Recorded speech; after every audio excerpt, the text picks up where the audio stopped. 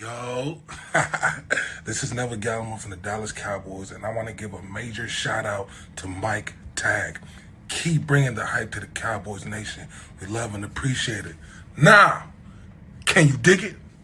Let's get it.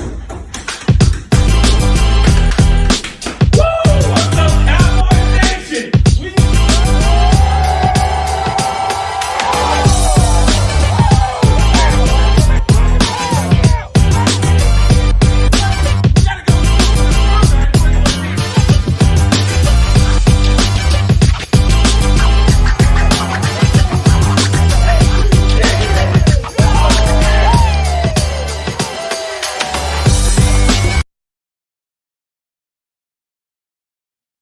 We are ready. What is up, Cowboys Nation? You know, it's been a busy week in the cave, and I think we had a show every day, but the season is getting closer. So, we got to get that hype train going. So make sure, I'm bad at this, but make sure if you're new, hit that like, subscribe, share, spread the word. This season is getting started. So we got a very special guest, and I'm excited. I kind of, told the story backstage a little bit.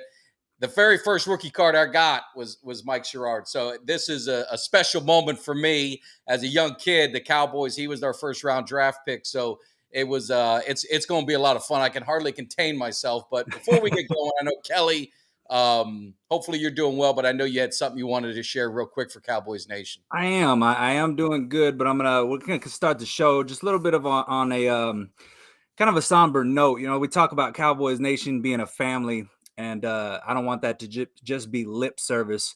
One of our members of Cowboys Nation, Fabian, and his wife Mercedes Lopez, on August 8th, lost their daughter Amber Navia Lopez to a fentanyl overdose.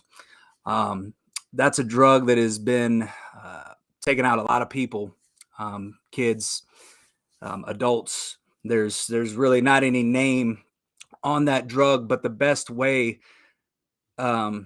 is to spread awareness. The best way to prevent this is to spread awareness. This hits home. I had a good friend of mine who also lost her son, Devin Anderson, on February 24th of 2022. And they have these hashtags of, for Amber Forever 17. That was the age that she died. That's way too young. There's a lot of our youth that are getting hit by this, and it's just because of a lack of awareness of how dangerous this drug is. And so I just wanted to give my condolences out to the Lopez family. I can only imagine what it would be like to lose a child. It's just something that I would never wish upon anybody. So Cowboys Nation, I just want you to, give your condolences to them, but also they do have a foundation set up for her for donations. If you would like to donate to that, please DM me. I will be retweeting the link so that you can donate to that foundation after the show.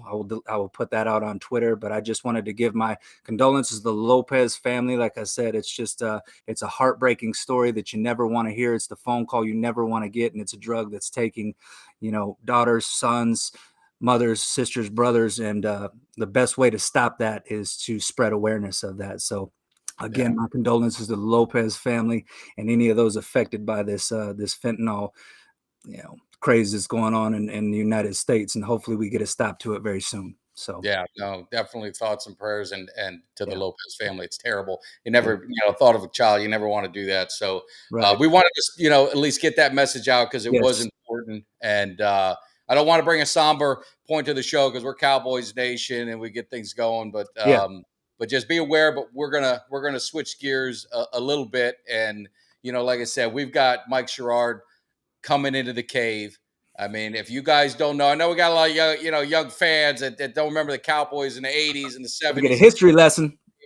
Paved the way for what this organization is today. So there's a lot of love and a lot of passion for the Cowboys. So we want to bring my man Mike Sherrard onto the show. How are you doing today, sir? Good. What's going on, fellas? Happy to be here. Yes, Yes. sir. Welcome to the show. We are happy, and I kind of showed you backstage, but I just want to show the people the very first rookie card that your boy got as a kid was Mike Sherrard, 87 tops, super rookie. You were the first round draft pick of the Cowboys in '86. We traded up to get you, and I didn't even realize you were only the second first round draft pick wide receiver the Cowboys ever took. Yeah, that's kind of crazy. You would think they would have had other guys, and I think the history of the Cowboys, they kind of got guys, and they became really good. Tony Hill was really good. Drew Pearson, those guys were not first round picks, but they had a way of developing people and finding great talent out there. Yeah, no. So it was like you look at a football today, and it's like they take a receiver every first round. Every team takes because the Right. game has changed so much. So when I saw that, I was like, man, I can't believe it. But looking at that '86 season, I mean, you came on strong. You had an amazing rookie year, and coincidentally, I don't know if you watched Deep Blue. The Cowboys do a video. They do kind of like every preseason game. They'll do a story about certain parts of the Cowboys history. And just this past week, by coincidence, they had the '86 season. So you were well represented on there. But the one game that they focused on was the Tom Landry game. Right. I remember that. I remember that well. Life. What was your thoughts on that game? Well, so it's a Monday night game in Anaheim playing against the Rams. And so, as a player, just playing. And then at some point, I don't know how we got word that there was a death threat on Coach Landry. Wow. And the wildest part was they told us, guys, we want you to hang around close to Coach Landry because the person trying to shoot him doesn't want to shoot the players. He wants to shoot Coach. So you guys need to hang around him. I'm like, are you crazy? I'm not getting paid to take a straight bullet. And so crazy stuff happened that night. It was luckily nothing happened. Coach Landry, made it through fine. But that was a wild night. Yeah. And go ahead, Kelly. No, I was just gonna say that's one of those things where I'd have to take a pass on that and say, listen, you guys pay me to catch balls on the fields, not bullets off of it. Exactly. Yeah, that's wild, man. The funny thing with the Cowboys and I had Doug Cosby. We had Doug Cosby on, a few months ago, and we talked about the Cowboys. And there was always a perceived decline of the team. And you're going into the late '80s, and a lot of the guys were getting older and this and that. But the interesting thing was that '86 season, the Cowboys. I think Herschel Walker, right? I think he might have been there, and they draft you, and I think they brought in a new offensive coordinator. Yep, Paul Hackett. Right, and you guys got off to a fast start, and I think you might have been 6-2 at the time, and then Danny White gets absolutely annihilated by Carl Banks. Yep. And just the season fell south. I mean, what was your hopes and expectations? Where you guys were riding pretty high in that '86 season? Yeah, no, that's exactly what happened. We were 6-2, playing really well. Danny White broke his wrist, I think, after that 8 weeks, and then Steve Pelor came in, and he didn't have much experience, and so we lost game after game. We lost 7 out of 8, didn't make the playoffs, so it was very disappointing, but we were high on ourselves, and Herschel Walker was doing a great job and playing with Tony Dorsett, and we were playing well. Defense was playing well, but then, obviously you lose your quarterback, your starter, your leader. It's hard to rebound from that. Yeah. I mean, was Danny White kind of never got the respect that maybe he deserved as a quarterback, as, being one of the, the top quarterbacks of his era, being right in there? It just seemed like he never got the respect that he deserved. Well, I think so. And also, you follow Roger Staubach, and so everyone wants him to be the next Roger Staubach. And Roger Staubach, was a special player. Danny was really good, but Roger Staubach's on a different level. I kind of had the same situation to a certain extent in San Francisco when played with Joe Montana. When he retired or left, Steve Young came in, who was an absolute stud, but people are like, you're not Joe. I'm like, how many people are Joe Montana? Not many. And so Danny went through the same thing. He was a really good player, knew what he was doing, commanded the team, was a great leader. And for that season, it was very unfortunate. Yeah, so, Dallas traded up actually when they got you, oddly enough, with the 49ers, who you would actually be the next team that you are with.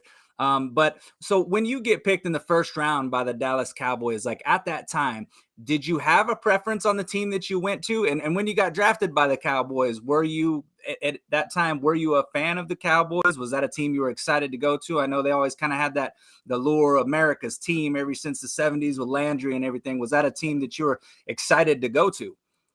As a college player, I was happy to go anywhere in the first round. And I grew up a Raider fan. I was born in Oakland and grew up in Northern California, about 3 hours north of Oakland. But the Raiders were way better than the Niners at that point. And so as a kid, all my friends, we were all Raider fans. So I didn't really care what team I went to. I prefer to go to a place that wasn't super cold, like Green Bay. Or Minnesota, some of those outdoor stadiums. I prefer not to go there. But, it's a dream to play in the pros. And it's an extra dream to be a first-round pick. And I was the first receiver picked in the draft. So wherever I went, I was very happy. I did like Drew Pearson, Tony Hill, guys I really looked up to as a high school player, middle school, junior high school player. So it was cool to kind of go to a team that had guys I really admired, when I was younger. Yeah. And I put the picture up, and you search for pictures. I'm going to tell you one thing. Very hard to find you in a Cowboys uniform. I found one picture, and then I came across this one, and it's you in an 88. And as a kid, I don't remember you in 88. I remember 86, obviously, with the card. Right. So were you issued 88 at one point, and then did something change? Yeah, I was issued 88. I can't remember what happened when I got drafted. I moved to Dallas like a week later. I was really done with school at UCLA. I had graduated. And so I can't remember if I had 88 at that point or not. But when preseason started, I held out for a long time. I missed at least 2 games. So the first game I came in was against the Raiders. I wore number 88 for a couple weeks. Then I didn't play the last preseason game. And then for some reason, they gave me number 86 before the first regular season game, a Monday night game against the Giants. So I don't know why that happened. And 82 was my number in college, so it didn't matter. I was happy to be there.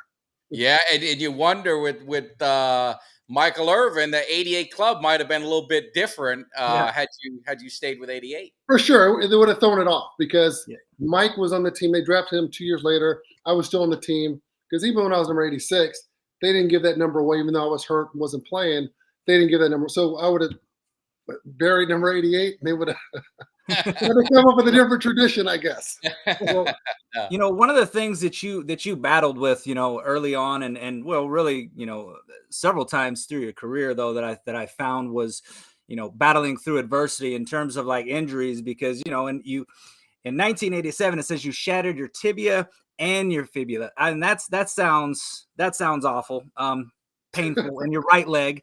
And then so you go that season, you miss, and then I read that you actually rebroke them at a jog on a beach and ended up having to miss in 1988. So explain how that happened when, and then also just kind of the mindset of one, it happened once and then it happens again, but you still battled back, obviously, and came back and still, and had a, successful career though. So just talk about how that injury happened the second time, and then just your mindset about where you were at mentally after that.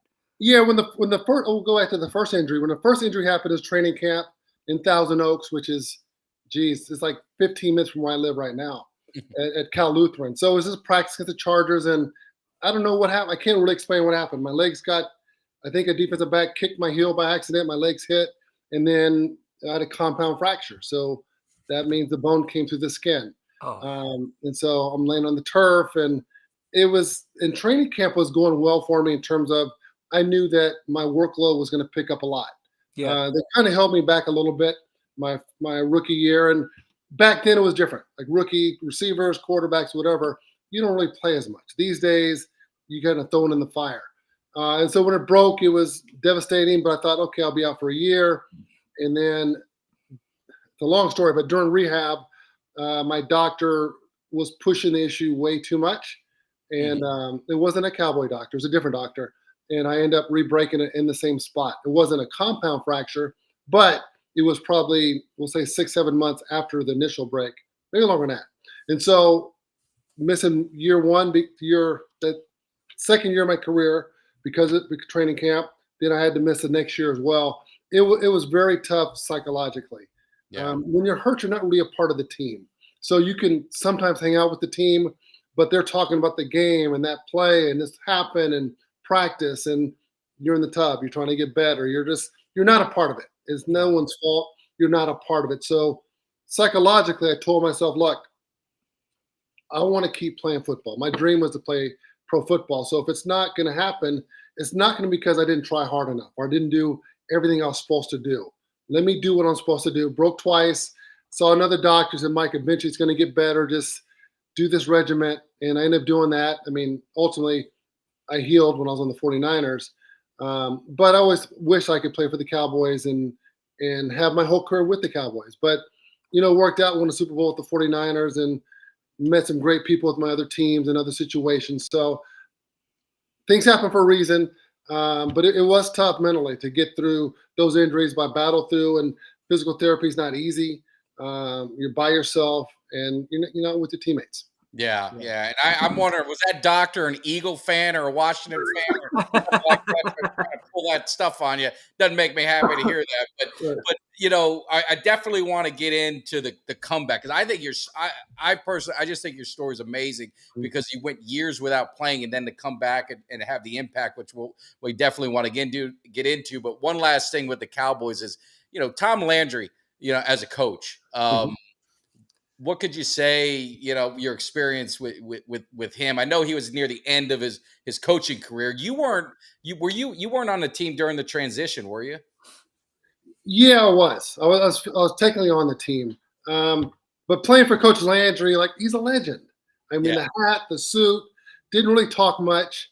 He didn't mess around either. And the thing about Tom Landry, Coach Landry, he knew everything about football, everything about our team. When I was at UCLA, I played with Coach Terry Donahue, great man, liked him a lot. It seemed like in college he let everyone coach. He didn't really talk much to the offense or the defense. It seemed like he was a figurehead. Maybe he was not. So I thought that's how all head coaches operated.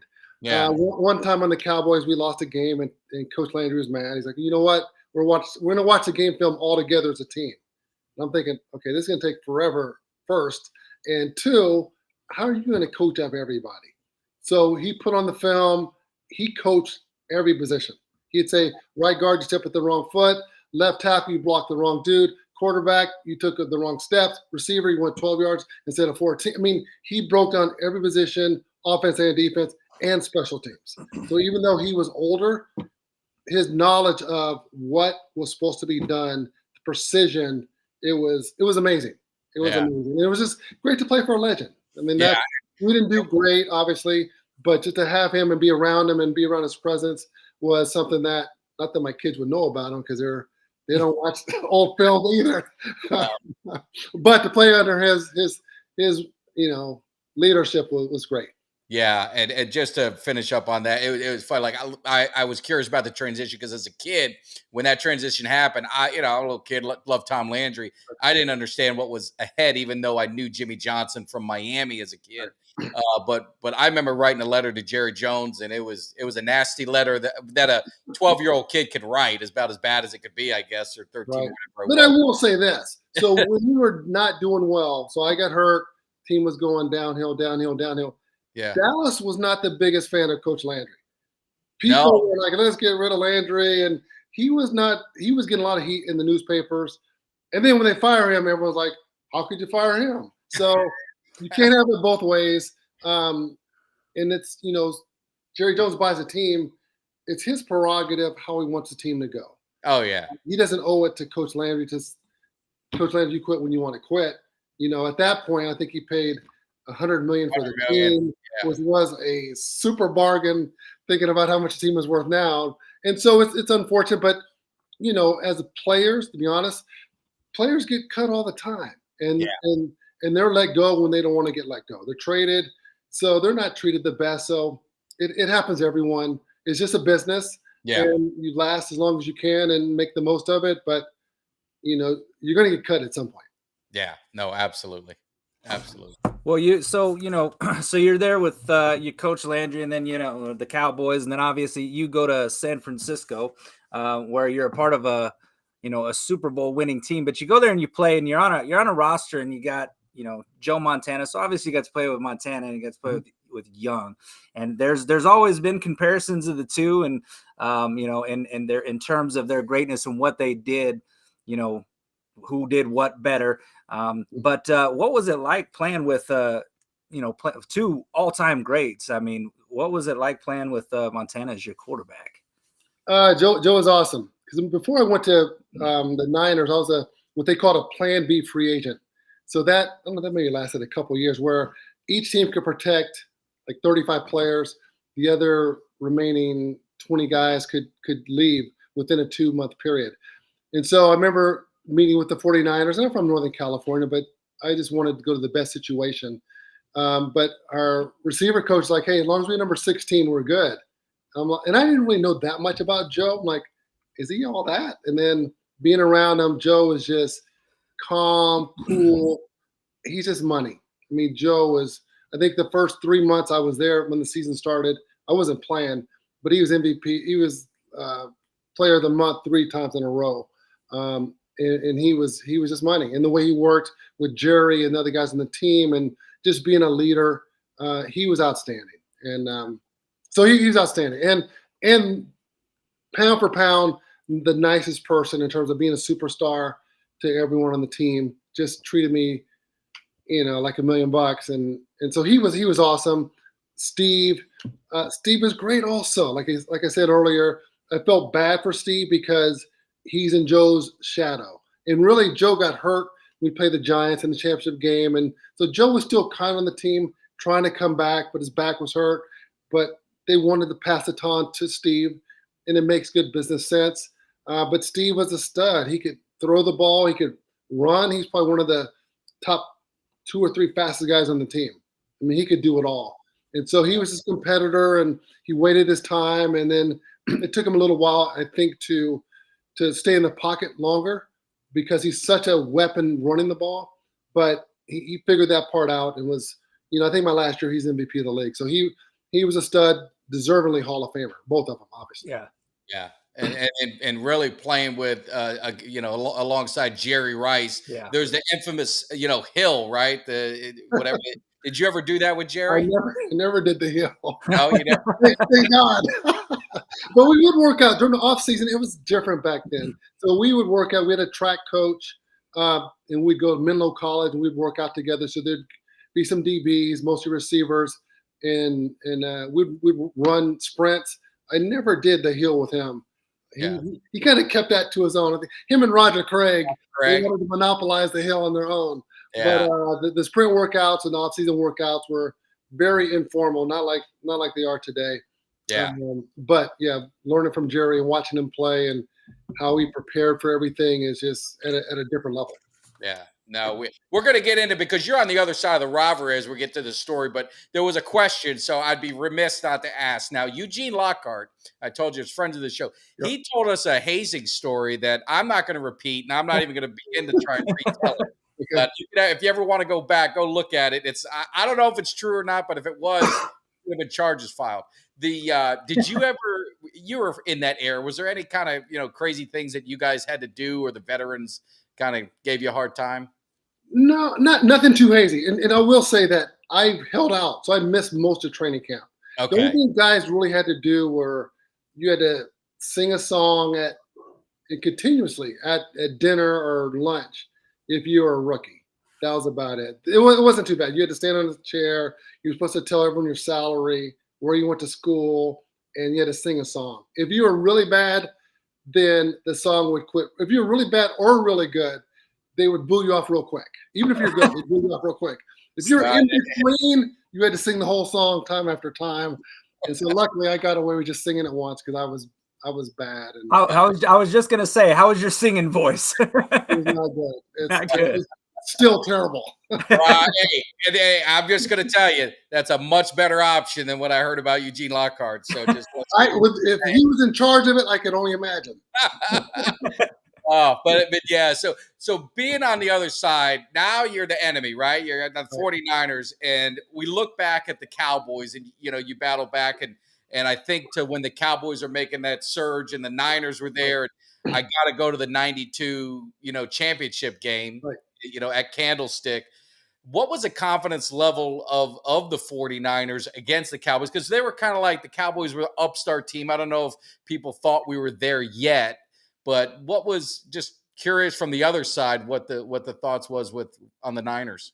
Yeah, we had confidence in our team. I mean, we knew they were up and coming team. We didn't think they were ready at that point. I mean, Troy was still young.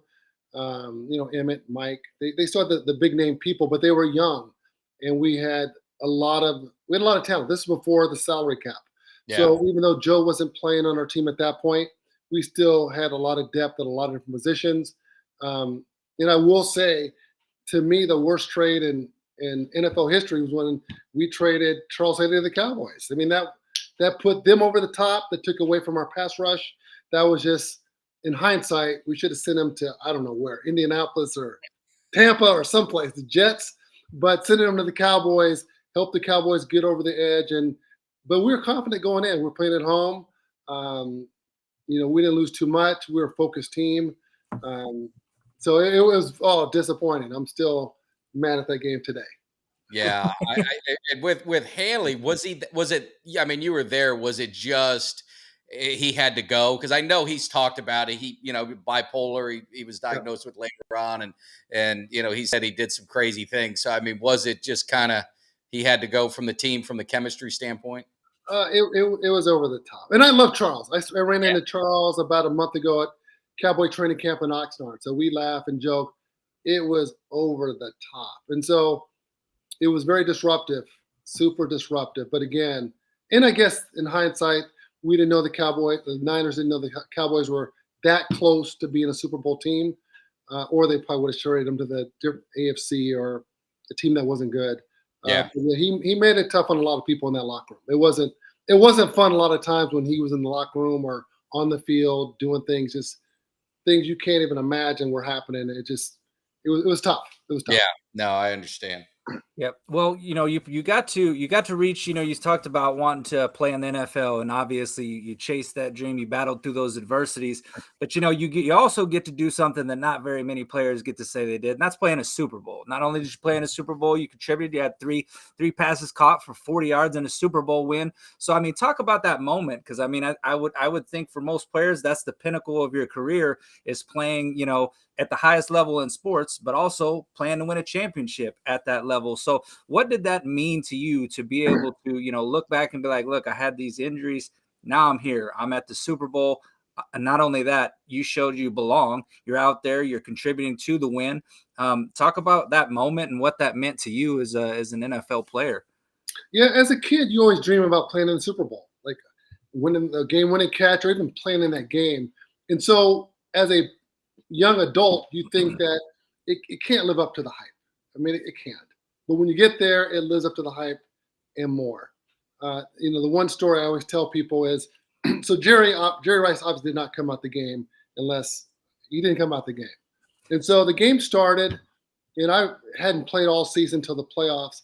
And so at the second or third play, Jerry's like, Mike, you stay in. I'm going out. I'm like, okay. And so I stayed in for a couple plays, and then Jerry came back in, and I did my thing as a third receiver. And so after the game, I was like, Jerry, why did you come out for a couple plays? He goes, Mike, I couldn't breathe. It was just so much. And then Jerry ended up having 2 touchdowns, and he was number 80 in rare form. But the game was so big that Jerry Rice had to come out to catch his breath. Tells you just the kind of the scope of it, because Jerry was the ultimate in terms of competitor, professional, all that kind of stuff. But it's something that obviously you never forget, and especially being on the winning side of it. It was just a tremendous experience that, some of my friends were there, and just being with the team and being a part of it. It lived up more than what you would expect. Well, it was a beating. Let's just be honest with it. My brother's a Broncos fan. It was a beat down early, 55-10. So it wasn't much suspense, but it was still, the hype of it was just, it was something else. It was just so when you beat a team that bad. Now you're talking about like the Super Bowl, where technically it's supposed to be the top 2 teams. Now we know the AFC and NFC, sometimes they have their run on depth on either side, but I mean, did you guys have the expectation that we're going to thrash this team? They're not even to our level. I mean, because it was a beating. No, we gave them respect. I mean, as the Niners, it's funny. We gave everybody respect. We expected to win every game, but we expected our opponent. I mean, they had John Elway. They had some good players on their team, so we thought that it would be a good game. But we were confident in our abilities. I mean, like I said, but this is before the salary cap, so we had a lot of really good players. And George Seifert, his first year as a head coach, was doing a great job. We were 14-2 during the season. So we were confident going into it. We didn't expect a blowout, but we did expect to win. And during that week, we thought they were a bit cocky. They were staying out late, and we heard these stories. Whether it's true or not, I don't know. But they learned a valuable lesson. but we thought that they were not respecting the game enough, and so that kind of gave us an extra edge going into it that Sunday. Wow. Yeah, that was a beating. So you leave,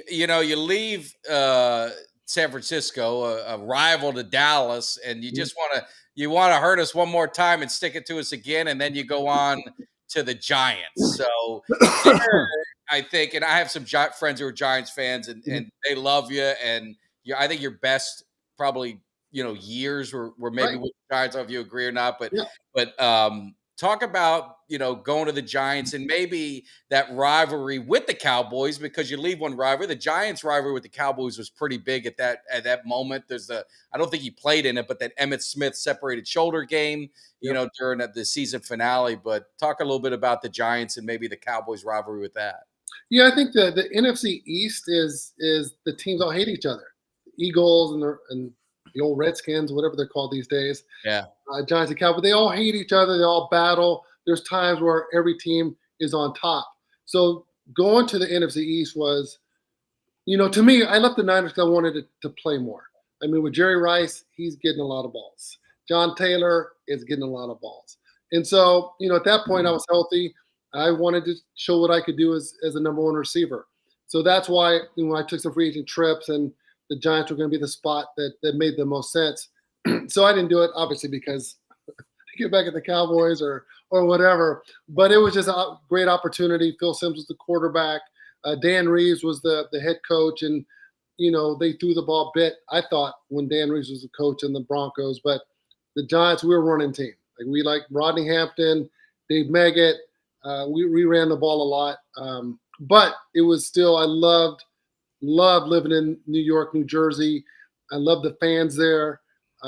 They were brutal if you're an opponent, but if you show that you're working hard and dedicated to the team, they love you like nobody's business. And so I enjoyed being there and being number 88 for the Giants, and it was a great experience. And it was definitely my best time to be the top guy on my team and help the team, when I was healthy. Yeah. Well, you're on the opposite side of that rival now, obviously, with the Giants, and you were there to go through some of those rivalries. Though it seemed to me, and me and Mike are always talking about, we're guys that kind of remember the days of old, the rivalries, and it just seemed like there was a little bit more heat to those rivalries back then. So being on all sides, the Cowboys, Niners, you experienced that, Cowboys, Giants, obviously there was some historic games, that they had that went down. Did you have a rivalry that just stood out to you more than others, that just, it was just more electric when you guys played? There was just, the hits seemed to be harder. Was there a rivalry that stuck out to you through your career and going through some of those historic rivalries? I wouldn't say anything that really stuck out. I think I really missed the meat of the rivalry with the Niners and the Cowboys, because right when they beat us in the 92 championship game, then that, I think, a 3 or 4 year stretch, that was the best rivalry in football. And I was on the Giants at that point. So that was, and when Dion was switching teams and Ken Norton was switching teams and Charles Haley. So you had guys that played on both teams and were teammates and opponents and all that kind of stuff. So I think I missed that. I saw it from afar, and Ken Norton's like my best friend. So I saw it and heard it and got the phone calls and whatever. And the Giants, to be honest, we were good in the first year I was there with Phil Simms, and after that it didn't go as well the next couple of years.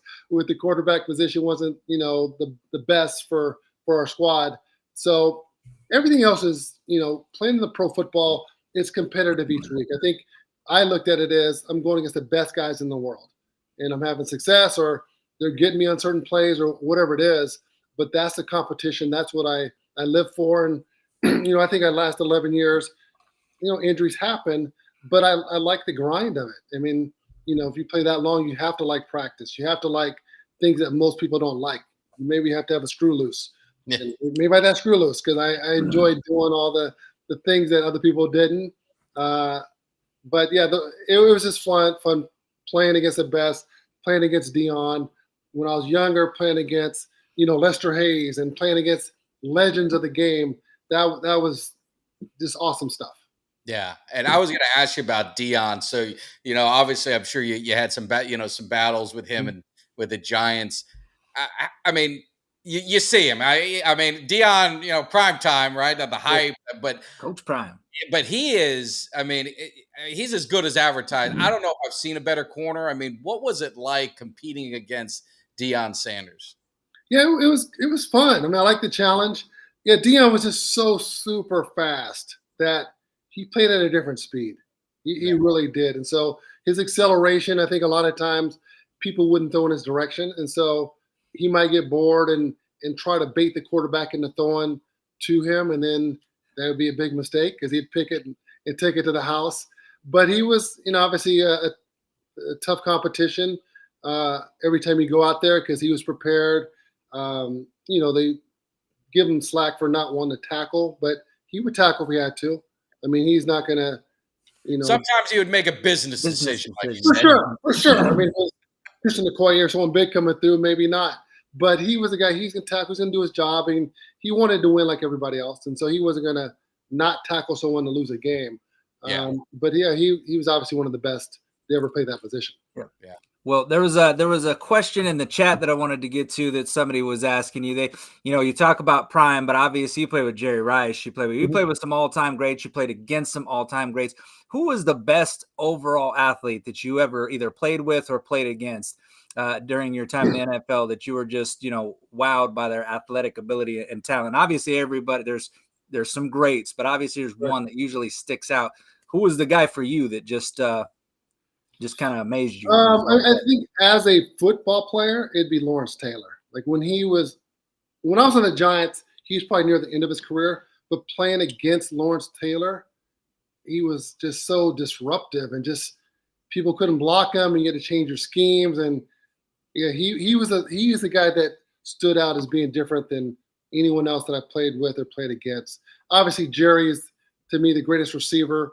Yeah. Arguably the greatest football player because of his stats and his longevity and how he trained and how he practiced and everything. But Lawrence Taylor was different. He was different. Man. He did a lot of damage to people. For sure. I just want to ask you maybe one more question on your career that maybe we could get into some new stuff, see what you're up to, see what you're thinking about maybe the season now. But you played with the Broncos. It was 1 year. I don't know if you remember this, but my brother's a huge Broncos fan. And when I said I was going to have you on the show, he lit up with Michael Dean Perry would not run off the field. And they ended up losing the playoff game to Jacksonville. You didn't play in that game, I don't believe. I don't know if you were there, if you were hurt, or do you remember that game at all against Jacksonville? Yeah, no, I did play in that game. Okay. It was so disappointing. We had a great year. We're 13-3. I think one of our losses, John Elway didn't play. So home game, we had a bye week. Jacksonville was a new team. They were an expansion team. So everything they did worked. And maybe we overlooked them. I don't know. But we had, Terrell Davis and Shannon Sharp and, like I said, Elway and Michael Dean Perry. And we had a good team. And so, yeah, that was very disappointing. I don't know what happened, but everything they did worked. And whatever we tried to do did not work. So, yeah, that was disappointing. That was. You don't look at him. He didn't run off the field. He said he walked off he ran and then stopped right before the line, and then they were supposed to punt, and the referee threw a flag to Michael Dean Perry, 12 men on the field, and then Jacksonville kicked a field goal, which put the game out of reach. Oh. That was the story he told. I don't know. I don't remember that. It could have happened. I don't remember that part of it. All I remember is I'm trying to forget that game. I know. Well, he ran I around thought we the were going house. to the Super Bowl from the AFC side, so I don't know if that happened or not. The best was he was running around the house screaming, "We're going to the show," because they were playing Jacksonville, and they thought he was going to stomp them. And 3 hours later, he's calling me on the phone crying, like, "I just can't believe this just happened." It's just like because he was so confident. Well, Denver ends up, they learned from that. You weren't on the team, but For they end sure. up getting a couple Super For Bowls sure. out of it. So that team was very, very good. Yeah, we were good. And so maybe that was what they needed to the next couple of years win back-to-back Super Bowls because Terrell Davis was coming into his own. And, Elway's Elway, regardless if Yeah. he was at the end of his career going to, retire or not. But we were stacked. And Shanahan did a great job as our head coach. So, yeah, we missed out. I missed out on another Super Bowl, but hey, the team did well after I left. No, 3 Hall of Fame quarterbacks you played with. That's pretty. Yeah, I was very fortunate. I was also very fortunate. Just great organizations that all my teams have won Super Bowls, and so they were all competitive. They did things differently. The Giants were very blue collar and staunch, and Cowboys were flashy, and the Niners we didn't celebrate much. But all the teams wanted to win. Great cities, great fan bases. I was very fortunate. Yeah. So we're going to bring it to the Cowboys now, Kelly. Let you get started. Well. So I mean, I don't know how. Obviously, I know you still watch the game. We talked a little bit. You're still a fan of the game. So this Dallas Cowboys team is. The Cowboys are always talked about. It seems like every show you tune into, whether it's on ESPN, Fox Sports, whatever, they're talking about the Cowboys. It gets the ratings, it gets the views. It's controversy, whatever you want to call it. But the Cowboys just haven't been able to get over the hump, and it's been that way for a pretty long time. We're all well aware of the drought that we're in. We've lived it. But what do you think from a player and and even now a fan of the game?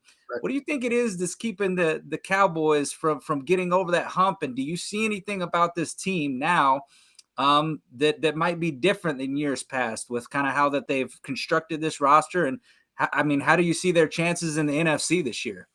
Yeah, it's that's a good question. To me, the Cowboys have drafted well, and so they have talent on the team. They draft well, and so people want to blame Jerry Jones, but they have great players on their team. It's hard to get to the Super Bowl, and after all these years, you would have think they would have made it a few times with the talent they've had. Their defense is going to be strong again. Offensively, they don't have a lot of firepower at receiver, I don't think, but I think they'll be okay. So I think if they can stay healthy, they have a shot. But the Eagles will be good. I think the Redskins will be better. I'm not sure about my Giants. We'll have to see about that. They made the playoffs last year. But I think they have a shot to make it to the Super Bowl. It's just about health. Dak has to be consistent, not turn the ball over like he did last year. Yeah. And, he's going to learn. He's a student of the game. He wants to get better. Probably no one feels worse than him with the turnovers he had last year. He'll get better with that. So, and Mike McCarthy's taking the reins of calling the plays. I don't think that was a problem last year. Or maybe Mike McCarthy didn't want to throw as much when the interception started happening. Yeah. I don't know. But I think they have a shot. I really do. I'm not a Cowboy homer, so I just look at it as a fan. But with the strong defense, if they have the strong running game like they have, and they do a couple of playmakers at receiver, I think they'll be all right. Yeah. Yeah. Well, you're not a homer because you're dogging my Cowboys, so I know you're not a homer. I said they can make it. Just saying. Hey, I heard him say Super Bowl. When I did. It's possible. Yeah. He threw them Giants in there, so I understand where the elite. No, I'm down on the Giants. They made the playoffs, but I don't know. No, but when you see Dak Prescott and you said the interceptions, and I tell me if I'm crazy, maybe I'm wrong. Like, he's never had an interception problem till last year, and then last year was obviously he threw a lot of picks. I mean, there's no denying that. But the media has made it such a this is all they talk about, and I equate it to like these news channels that they repeat the same stuff over and over and over and over, and it gets in everyone's heads because I hear that that's what everyone says is Dak Prescott. He just throws a lot of interceptions. I said, well, it was kind of an anomaly last year, and I don't know, your thoughts. He broke a finger. he missed 5 games. He came back. Could that have impacted him at all with the passes? He had a lot of tip passes, and being a receiver, one of the things was, I'm not a big X's and O's guy, but the offense they ran was a lot of option routes where the receiver and the quarterback were.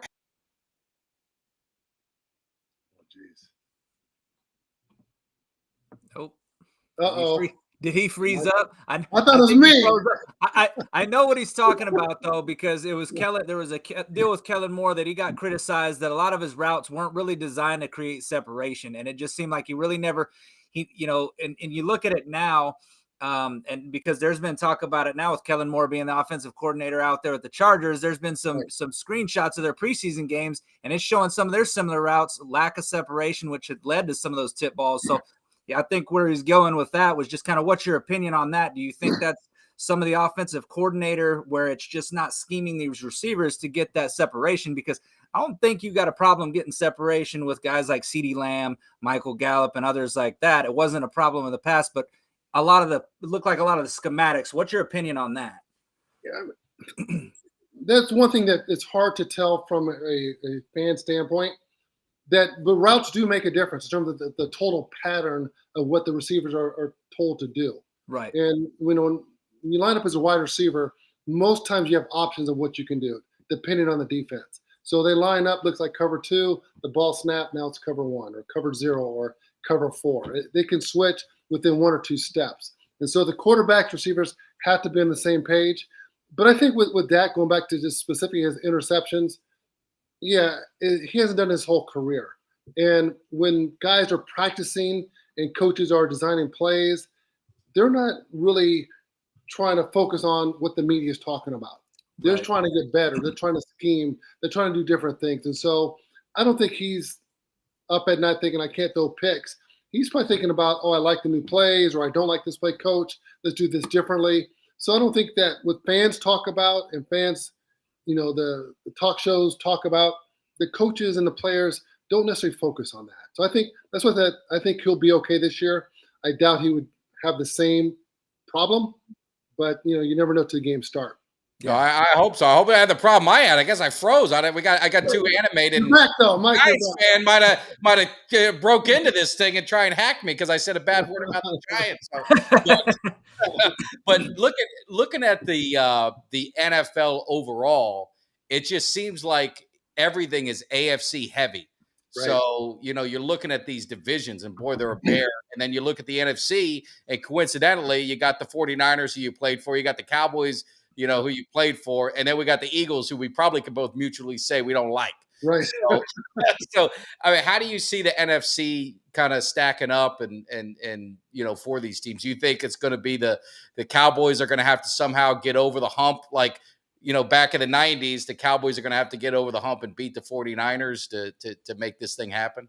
Well, to me, that's the thing about pro football. You just don't know. It's like teams go from very good to don't make the playoffs to teams you don't think about are in the race every year. So it's really hard. I mean, health is a big part of it. Yeah. What teams get hot at the right time? Like, I don't think it pays to get hot in the beginning of the season. Not that you want to lose games on purpose, but who can figure it out by mid-season and build momentum? And I think it's almost impossible to guess at this point. You could look on paper who's supposed to be good, but one injury, one quarterback goes down, your best defender goes down, then it all changes that quick. So football is a game where it's a game of inches. It really is. So you just don't know. Again, I like the Cowboys on paper. I think they can run the ball well. The defense, if you have a strong defense, you're going to be in every game. Yeah. So we'll see. But I wish I could give you an answer who I like is going to win. It seems like the 49ers are set if Purdy can create that magic of Mr. Irrelevant, doing it all over again. But I don't know. Maybe that's a fluke. Maybe teams have film on him now and he doesn't perform as well. Then someone else in the NFC West steps up. Yeah. Even last year, who thought the Seahawks would make the playoffs? No, I mean, they got rid of Russell Wilson. Not very many. Right. Everyone thought they were going to tank, and they were like one of the best teams in the league. I mean, they kind of sputtered out at the end. So football is a tough game to figure out, and I love talking about it and hearing people talk about it. But it's it's really hard to figure out who's going to be there in the end. Yeah, yeah. And I got a steak dinner bet that Dak Prescott will be better than Purdy with another former college quarterback. So how are you gauging who's better, record or?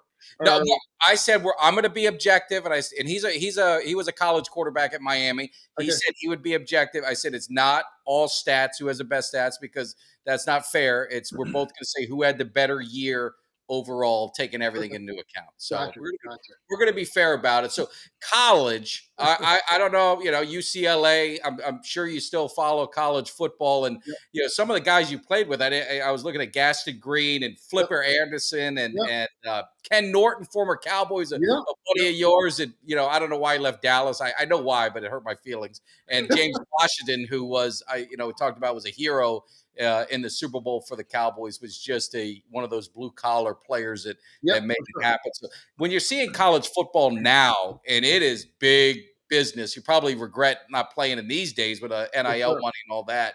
Where do you see the landscape of college football going? It's changed so much with the conferences, and the Pac-12 is, I don't know if it's dissolved yet or what's going to happen with it. But I think that it's progressing, but it needs to even change even more in terms of, I think the scheduling needs to be kind of uniform, because there's too many cupcake games. And I know the SEC is really tough, but I love watching college football. Just, I wish the playoffs would expand quicker. 4 teams is not enough. And who doesn't want to see playoff football? Regardless of if it's 12 teams, it's more good football end of the year. So when I used to live in Atlanta the last couple of years, and so SEC, they deserve all the hype, because those are some big physical difference makers on both sides of the ball, especially in the trenches. Yeah. So Georgia, Alabama, LSU is going to be strong. And so we'll see. I can never cheer for SC. So hopefully they'll be bad out here. But my Bruins are hanging in there. We'll see how they do. But the SEC teams are going to be strong. Michigan should have a good year. I really like Harbaugh as a coach. Yeah. So it's fun to watch. I mean, UCLA, are they going to the Big Ten? Yep. Them and SC going in with Oregon and Washington now next season. So this is the last year of the Pac-12.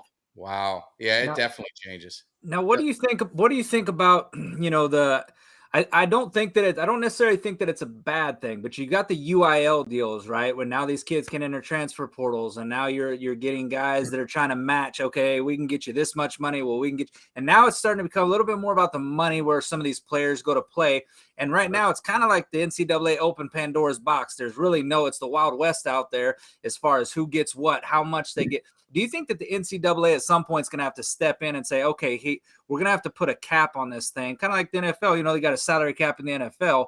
But do you think the NCAA at some point is going to have to come in and put some kind of rules on it to just so that there's not the same teams with dominance every single year? Because I know that's one of the things that the NFL looked at when they implemented salary cap was parity. They wanted parity in the NFL, and I think that you would want the same thing in college football. So what's your opinion on the NIL deals that they're offering athletes, and what do you Well, I think there should be some rules, but to me, the best teams are the best teams anyway. So even before NIL, Alabama was there every year, and then I watched the Tebow, the Florida special on Netflix a couple of nights ago. Yeah, I want to watch Florida. that. Oh, it's good. Florida was good for a bunch of years. So I don't think the money has anything to do with it.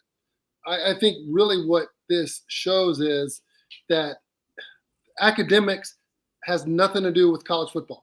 If guys are going to 4 different schools, they don't care about college. They don't care about education. Yeah. And so it's almost a mockery of people that want to go to college and value their degree, because if you're switching schools, you're not going because this other school is a better major. You're going there because you can make more money. Yeah. But I do agree guys need to make money. And also I think that the colleges are getting off easy anyway. So they've got a workforce. They're not paying the workforce.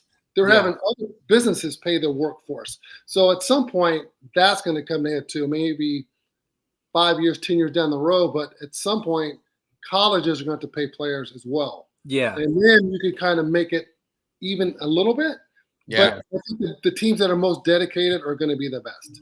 Well, yeah, I don't know if anybody's if you talked about the Tebow, I'm gonna have to watch that thing. I don't know if either one of you guys have watched the Johnny Manziel thing, but that was another really good one too. That was good That's a really good one too. It talks about how he started kind of resent, the whole Johnny Manziel mania, because I mean I was there in Texas when that was going on, and A&M absolutely was making tons of money off of $260 million in donations to help build their stadium because unreal. Yeah, unreal. Right. So I totally agree that players should get paid in college because not everyone makes the pros. So Johnny Manziel, not that he really wanted to play pros, I guess, but he should have been compensated. He did so much for that school, and that for him not to have an NFL career, he never maximized on his abilities. And he was a stud in college. He didn't make it in the pros, but he was a stud and he won the Heisman. So he should have got compensated. So I don't know how they're going to figure it out, but but I'm glad there is an NIL where guys can get paid.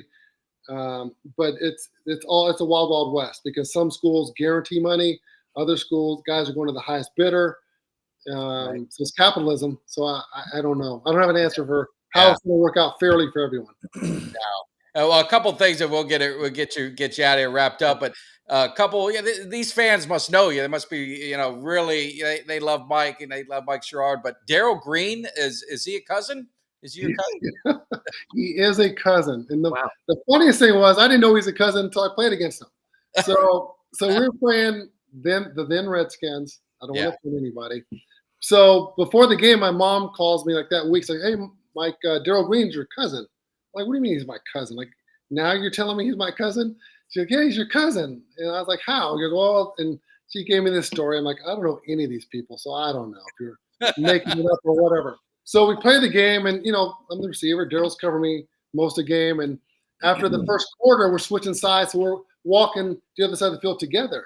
And Darrell says to me, he goes, hey, Mike, my mom says we're related. I said, my mom said the same thing. So I really met him there on the field. And then a couple of times when I was in the Niners, he met my mom after the game, and I met his family. So we've developed a bit of relationship since then. But, yeah, we didn't know each other until I got into the league.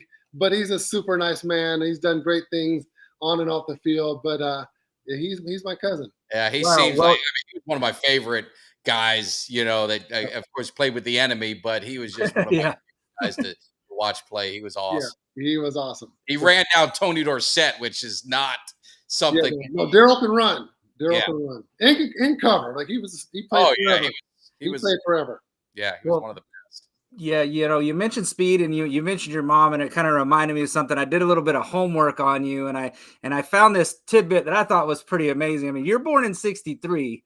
Right. Your mom runs in the Olympics after you're born, and not only does she she wins a gold medal in the Pan American Olympics, but she also ran on a team with Bob Bullet Hayes. Did she ever talk about that to you? No, she hasn't. She told me she knew him, and she mentioned a little bit about it, but not too much about how well they knew each other. Yeah. But me being born in '63, and she ran in the '64 Olympics. That's amazing. So that's pretty amazing. So she was. I got a lot of speed from her. My dad played college basketball. So I had good genes that I needed to do something with. And but she really got me in the competitive mode, and my dad. And that helped me get to this level. Yeah. And I think I saw, is your son playing college basketball or he's a 6'7" kid. He's a freshman at University of Washington. He's excited to be up there. He's actually, their team has exhibition games in Paris, in Barcelona, so they're flying home tomorrow.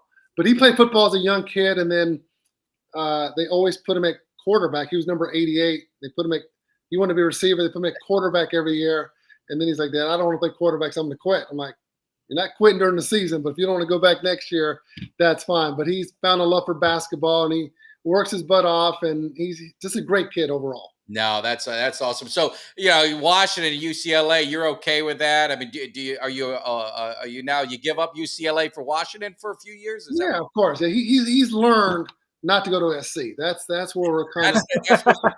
That's asking a bit too much to me. Wear red during a game. That's asking a lot. Yeah, that's what my son. He's like, Dad, I might transfer to Florida State. He's going to college now, so he's going to do a 2-2. I said, man, I said, just understand I'm a Hurricane. I said, I can't, I can't give up the Hurricanes for that. But Right. I wish you the best. So, but Right. it's awesome. Well, let everyone know, what are you up to today? You seem like you're active with the NFL and doing all sorts of good things. So, what's Mike Sherrard up to now? Yeah, so in LA, I work with the NFL Alumni Association of Southern California. So we're the biggest chapter of the Alumni Association. We mentioned earlier James Washington. He's the president of the group. So we work together. We probably have 700 families that we work with, players or families. And so we provide things for members. So it could be there's a free golf tournament, there's a health screening, there's a way to make money. Just we kind of take care of players, help them with their family needs. But it's good. And I do events. So I do a lot of charity events. I have a kid with autism, so that's near and dear to my heart. So I put on events and raise money for Autism Speaks and different things that make me feel good and can help people out. Yeah, no, that's awesome. And I think obviously, autism, that's a great thing to do. But even the former players, we've had a lot of, the one thing, with our show is we like to bring on a lot of former players. Some of these young guys may not like it. I don't know, but we always have a good time with the former players. I think there's an honesty level. But the one thing we've always come back to is, a lot of the NFL players in the 60s and the 70s and the 80s, they've kind of paved the way. And some people don't understand, those guys didn't see the money that these players see today. I mean, we had Larry Cole had a part-time job. Chuck Howley, Right. just got in the Hall of Fame. He had a job in the offseason. So a lot of them never got the wealth and the security that the NFL got today. So I think it's important, and hopefully the NFL is working, to help a lot of the retired and former players out and making sure they're taken care of. Yeah, they do have programs now for the retired guys, the older guys, whether it's help getting, your hip or knee replaced and mental health. And so there's different programs the NFL has set up, really through the NFL Players Association, that has helped guys. There's different programs that weren't there in the past. So guys my age, my generation, a little bit younger, definitely older, aren't going to reap the monetary benefits of what the NFL is producing. But there's programs that can help their life, as they get to the twilight years. Yeah, no, definitely good thing. So. Well, good. Well, we appreciate you taking the time out, getting the cave. Like I said, for me, a little selfish. You were one of my favorites, even though you got hurt. But I still will remember the card. It's in my box. It stays in the cave. And I like that. I was a huge fan of yours, and even watched you when you went to the Niners and the Giants and all that. But I thought your story was amazing. I think it was something that needed to be shared, because to battle back from those types of injuries and then have a successful NFL career, to me, it just shows what everything's about hard work, dedication, never quit, never, settle for anything, follow your dreams, and leave nothing, undone. So it was it's a great story, and I appreciate you coming into the cave. Thanks for inviting me, man. There's a lot of great memories and stories I could bring up. And so I'm glad you're thinking about me and thought about me. And this is a lot of fun. I definitely enjoyed it. I'm going to get James Washington for you. No, you would be, it would be awesome. I'm going to call him up after we get off the air. We'll get him going next. Awesome. Well, thank you, Kelly. I'll let you say your thanks. And just to echo what Mike said, we appreciate you coming on. It was some great stories, and I echo what he said, man. It's I always like to hear about guys like yourself, man, that was blessed with the talent to play this game that we love as fans, but to hear the behind the scenes story and the fact that you did fight through those injuries and didn't let that stop you and derail your career. Because I mean, let's just face it, those are some serious injuries that could end many people's careers. It's also a rough game where people get hurt all the time, but it was my dream, and so I kept plugging away at it, and my son has kind of seen that, and he's kind of paved his own way. But it's if you put your mind to things, you can make things happen. Absolutely. Well, yes, that was salute to you for that. And thank you for coming on into the Cowboys cave and chopping it up and talking some Cowboys football and Niners, Giants, a little bit of everything. We mixed it all over the map. So thanks for joining us. It was a pleasure having you on. All right, fellas. Thanks for having me. How about them Cowboys? Yes. How about them Cowboys? Thank you. Have a good one. I appreciate all right. Take care now. See you. All right. Take care. See you. Oh, that was awesome. We got in a how about them Cowboys at the end, baby. I know. See, he's a Cowboy, man. We'll get this thing going, but Yeah. such a cool thing I mean, I just I don't know. Kelly, sometimes maybe I think too much. I'm like, do people love hearing from the old Cowboys? They love the stories. I really don't care because I love it. I don't know if you love it, but I just get a kick out of it and just the memories and just the history. I think it's so Well, important to continue that history. I mean, my thing is, man, I'm a Cowboys fan, but I'm also a fan of the game. I love football. I love watching football.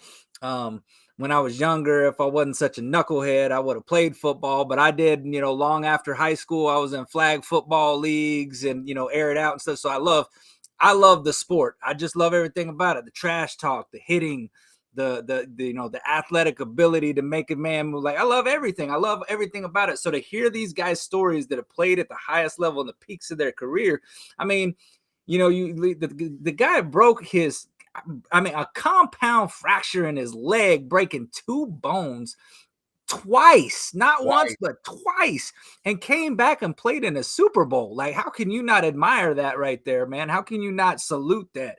That is, you want to talk about adversity. That is bouncing back from adversity, man. And then getting to play at the highest level in a Super Bowl, and and have a guy like to say, Montana threw me. I caught passes from Montana. I caught passes from Steve Young. That's just, it's incredible, man. I love hearing about it. And it's just, it's something that as a fan in you, how could you not love? So Yeah.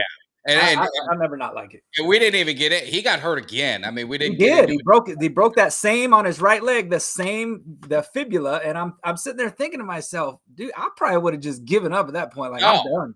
No, and in the 93 season, he was off to his best year, and that would have been the year that they came down to that final game. And there's a lot of people that would argue, if he was healthy, he was their number one receiver. Yeah. Maybe the game's a little bit different with him in there, but he gets injured, and he was like I said, on his way to over 1,000 yards and doing all that great stuff. So I sincerely say he was one as a young kid, like when you really started to figure out football, he was one of those guys that I remember. And I think the coolest thing is you always think about what could have been or what, the way things work. If he would have stuck with 88, I mean, Michael Irvin's not 88. No, You don't know the whole 88 club. I mean, he could have been the guy, the 88 club. It would have been him and Irvin, that next year had he not gotten hurt. Yeah. So it was it's weird how, things happen and the universe kind of sets things up but such a great guy. I mean, absolutely just a great guy. So yeah, he was. You could just tell he's one of those guys that just, and I think all the players have a love for the game, but some of them you can just see it in the way they speak, that he lived out a dream. He truly lived out a dream when he talks about, where he wanted to play. He's like, I didn't really care. I just wanted to play. You know what I mean? That's the guy that just, I'm playing, man. You put me in some pads and cleats and give me a helmet and I'm going out there and I'm gonna play. And that's pretty awesome. You think of the pedigree too with the family now. Son's playing, college at Washington, which is obviously a great university. So, yep. So that was a look in the past. And my man Kelly's going on vacation, so I figured, well, maybe now's the time we can, look at the Cowboys and try and figure out, okay, we missed it a little bit. You and I jumped on. If you guys missed it, we talked about DeMarcus Ware going into the the Ring of Honor. I think that's gonna be a cool thing. We touched on Jimmy Johnson there. We're not going to rehash all that. If you want to see it, definitely check it out. We did talk about Sam Williams a little bit. Now you're getting to the last preseason game, so you and I probably aren't going to cut it up till maybe Tuesday. We're having our fantasy football draft, and I just let you know, Mark is in it. Fred's in it. Oh, damn! No, I'm out to bust some fellow Cowboys fans' asses in fantasy football. We got EJ is in it. J Tuck is in it.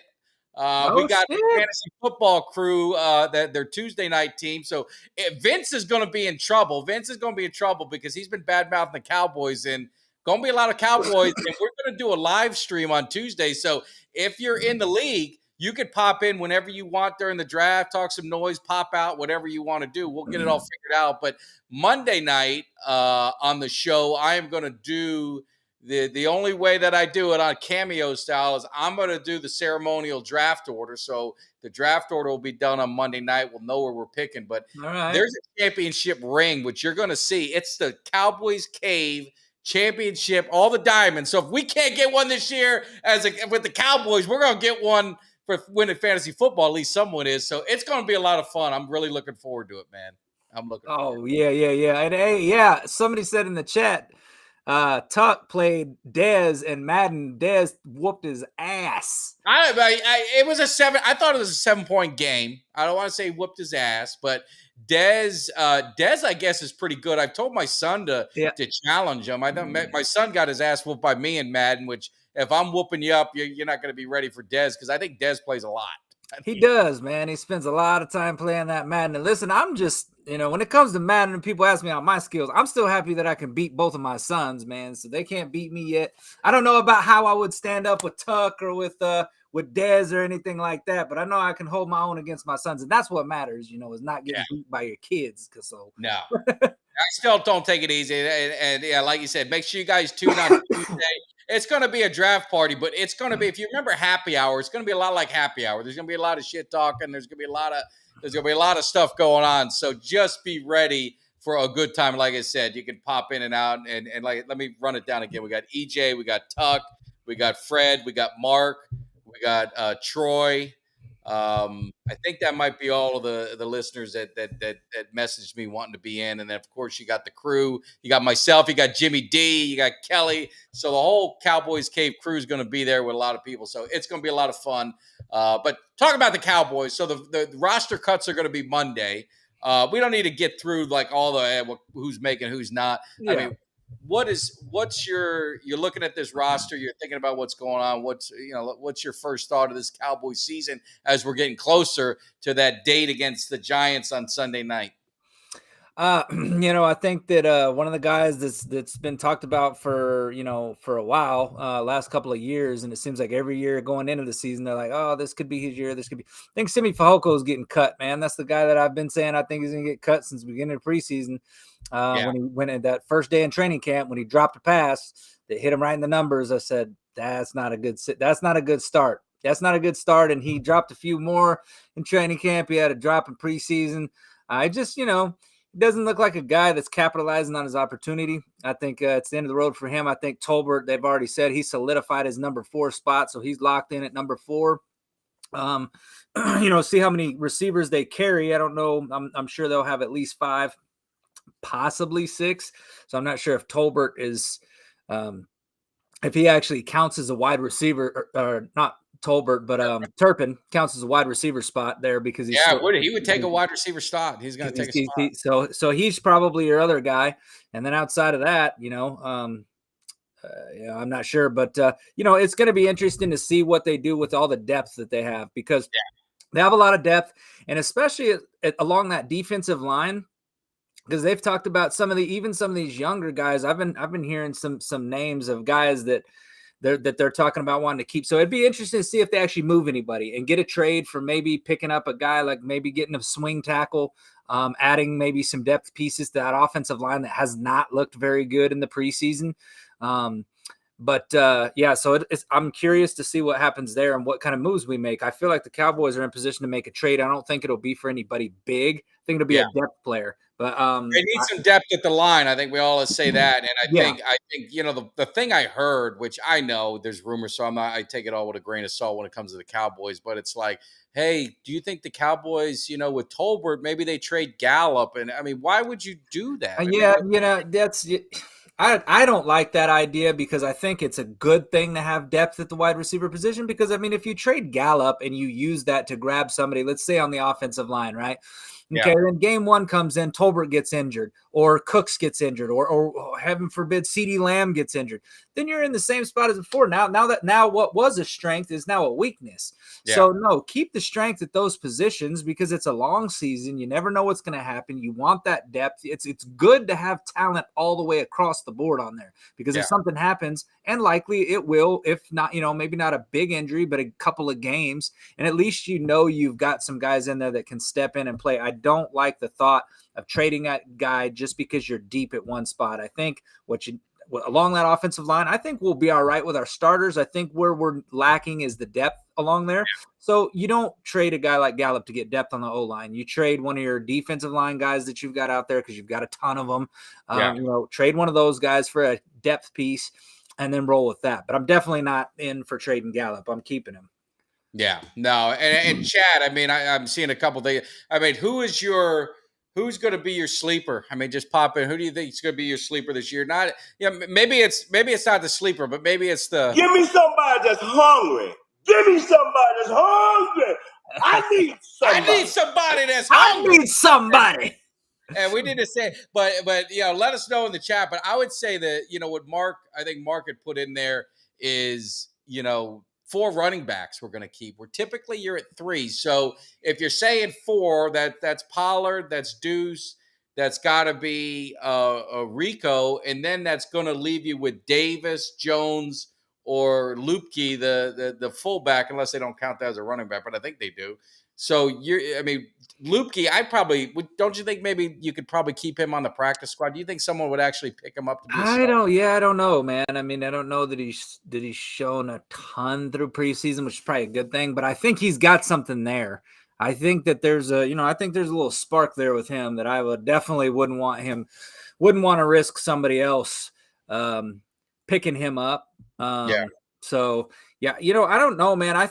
To me, and I don't think it's such a sleep pick anymore, but we've talked about, you and me, we talked about it to the chagrin of Ultra, who, because he's butthurt. I put him in a timeout. Don't come on the show no more. But, we talked about Tolbert and I don't know that he's really falls under the sleeper category anymore, but we kind of talked about him all off season, that he's a guy who we thought could contribute and, come in and have a, 500 to 700 yard type season, 4 touchdown type guy.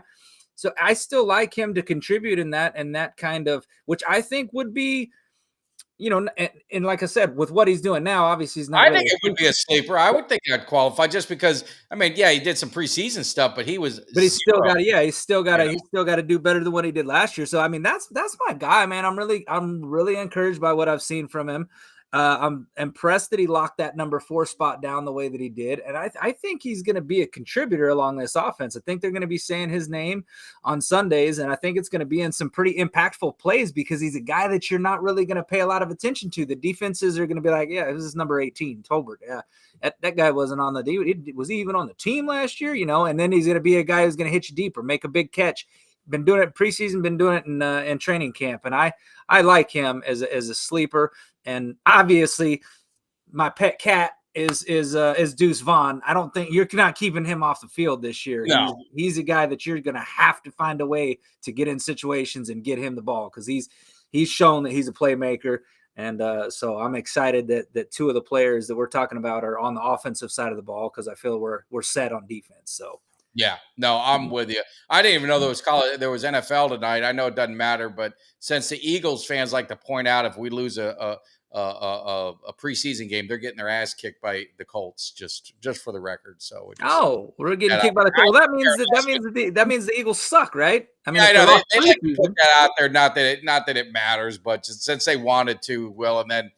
Jimmy's Falcons are getting steamrolled by Pittsburgh, but it doesn't matter, right? It's all in fun. But you saw the trade with the Cardinals, with the Giants getting a linebacker. And did you have any hopes and prayers that maybe that would have been a trade going to Dallas for a 7th round pick? I mean, when you see a guy like Overshown go down with that injury that he had, yeah. But I feel like the Cowboys must be.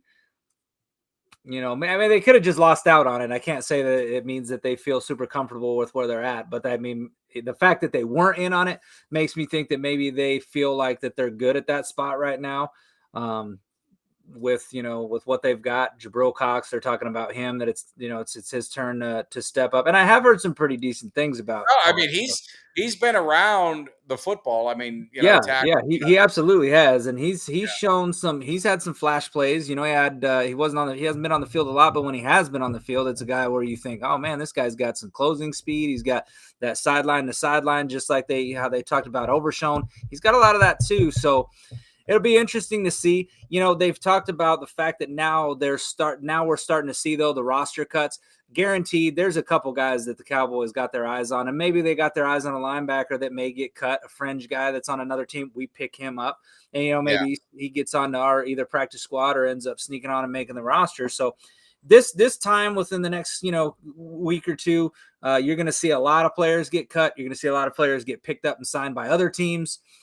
So this will be an important last couple of weeks before we get into the season and building this roster and adding to the depth on this roster with some of the players. And, you can pick up some important pieces during this time. A lot of people think, wow, if it's a guy that was cut from another roster, doesn't mean, he wasn't good enough to make their, well, that doesn't mean he's not good enough to make our 53.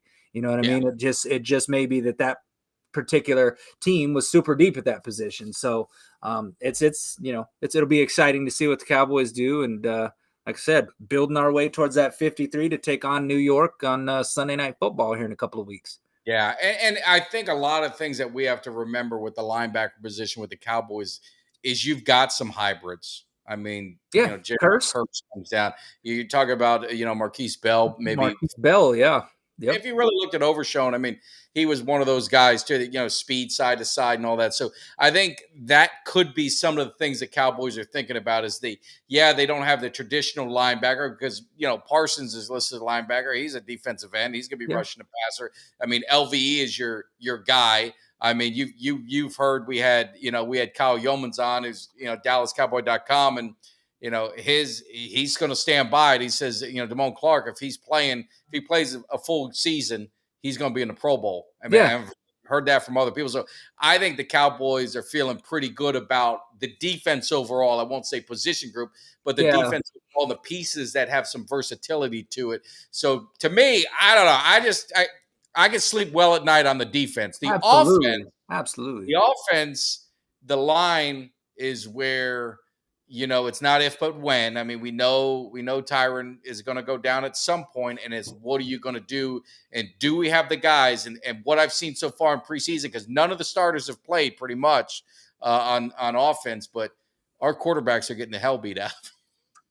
Yeah, they are, and I hope that's a lot because of the fact that load management on our starters. I feel like that obviously, you still hear about the defense winning and creating pressure on the quarterbacks, even in training camp, even when the starters are out there. But I like to think that I like to just hope, maybe it's just me being overly optimistic, is that it's because our pass rush is so damn good, right? Yeah. And I've said that before. I've said I think that our pass rush is so damn good that I think we're going to give a lot of quarterbacks fits. We're going to get a lot of sacks, we're going to get a lot of turnovers. This defense is going to be mean. It's going to be fast. It's going to be aggressive.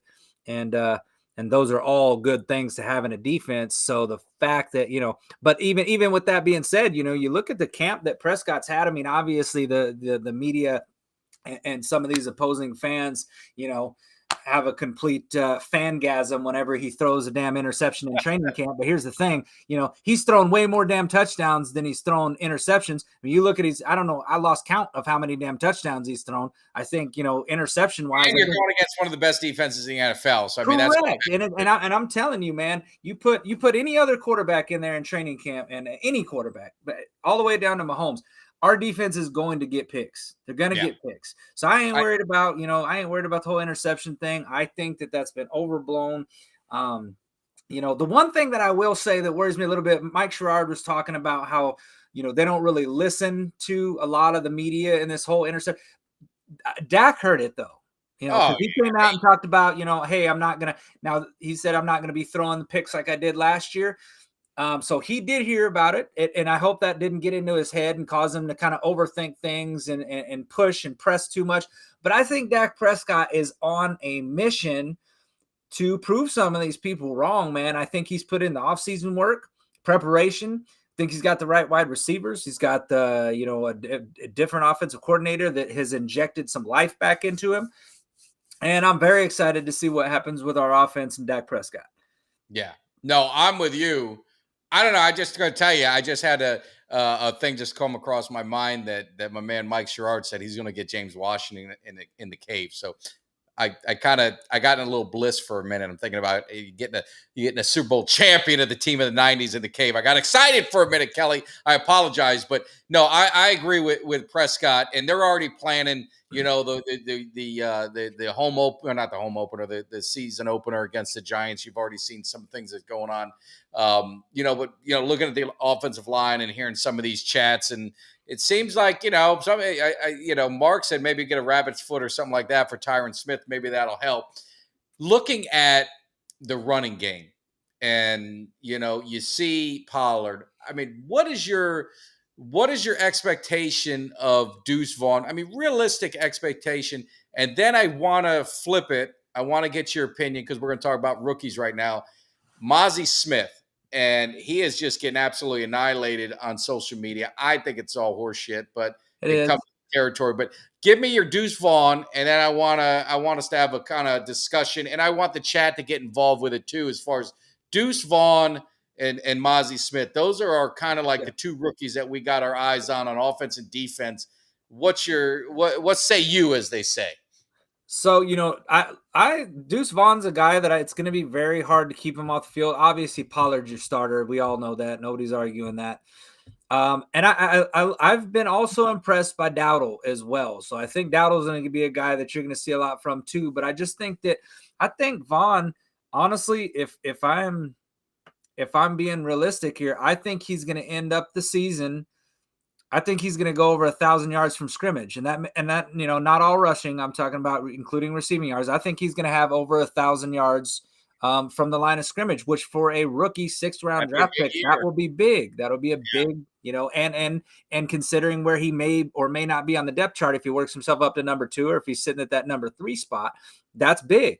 But I see that kind of production out of Deuce Vaughn. I think he's a guy that's going to see the field a lot. He's going to be an impactful player, and his legs will be fresh. He's going to be a guy that is that's going to make an impact. And I am smoking that Kansas State. That's what we're trying to figure out. Are you smoking? He wants to know what the smoking. But I don't disagree with you because I think the passing year, I think he's going to be a weapon in the passing game. Passing game. I'm telling you, yeah. He absolutely is. 1,000 yards.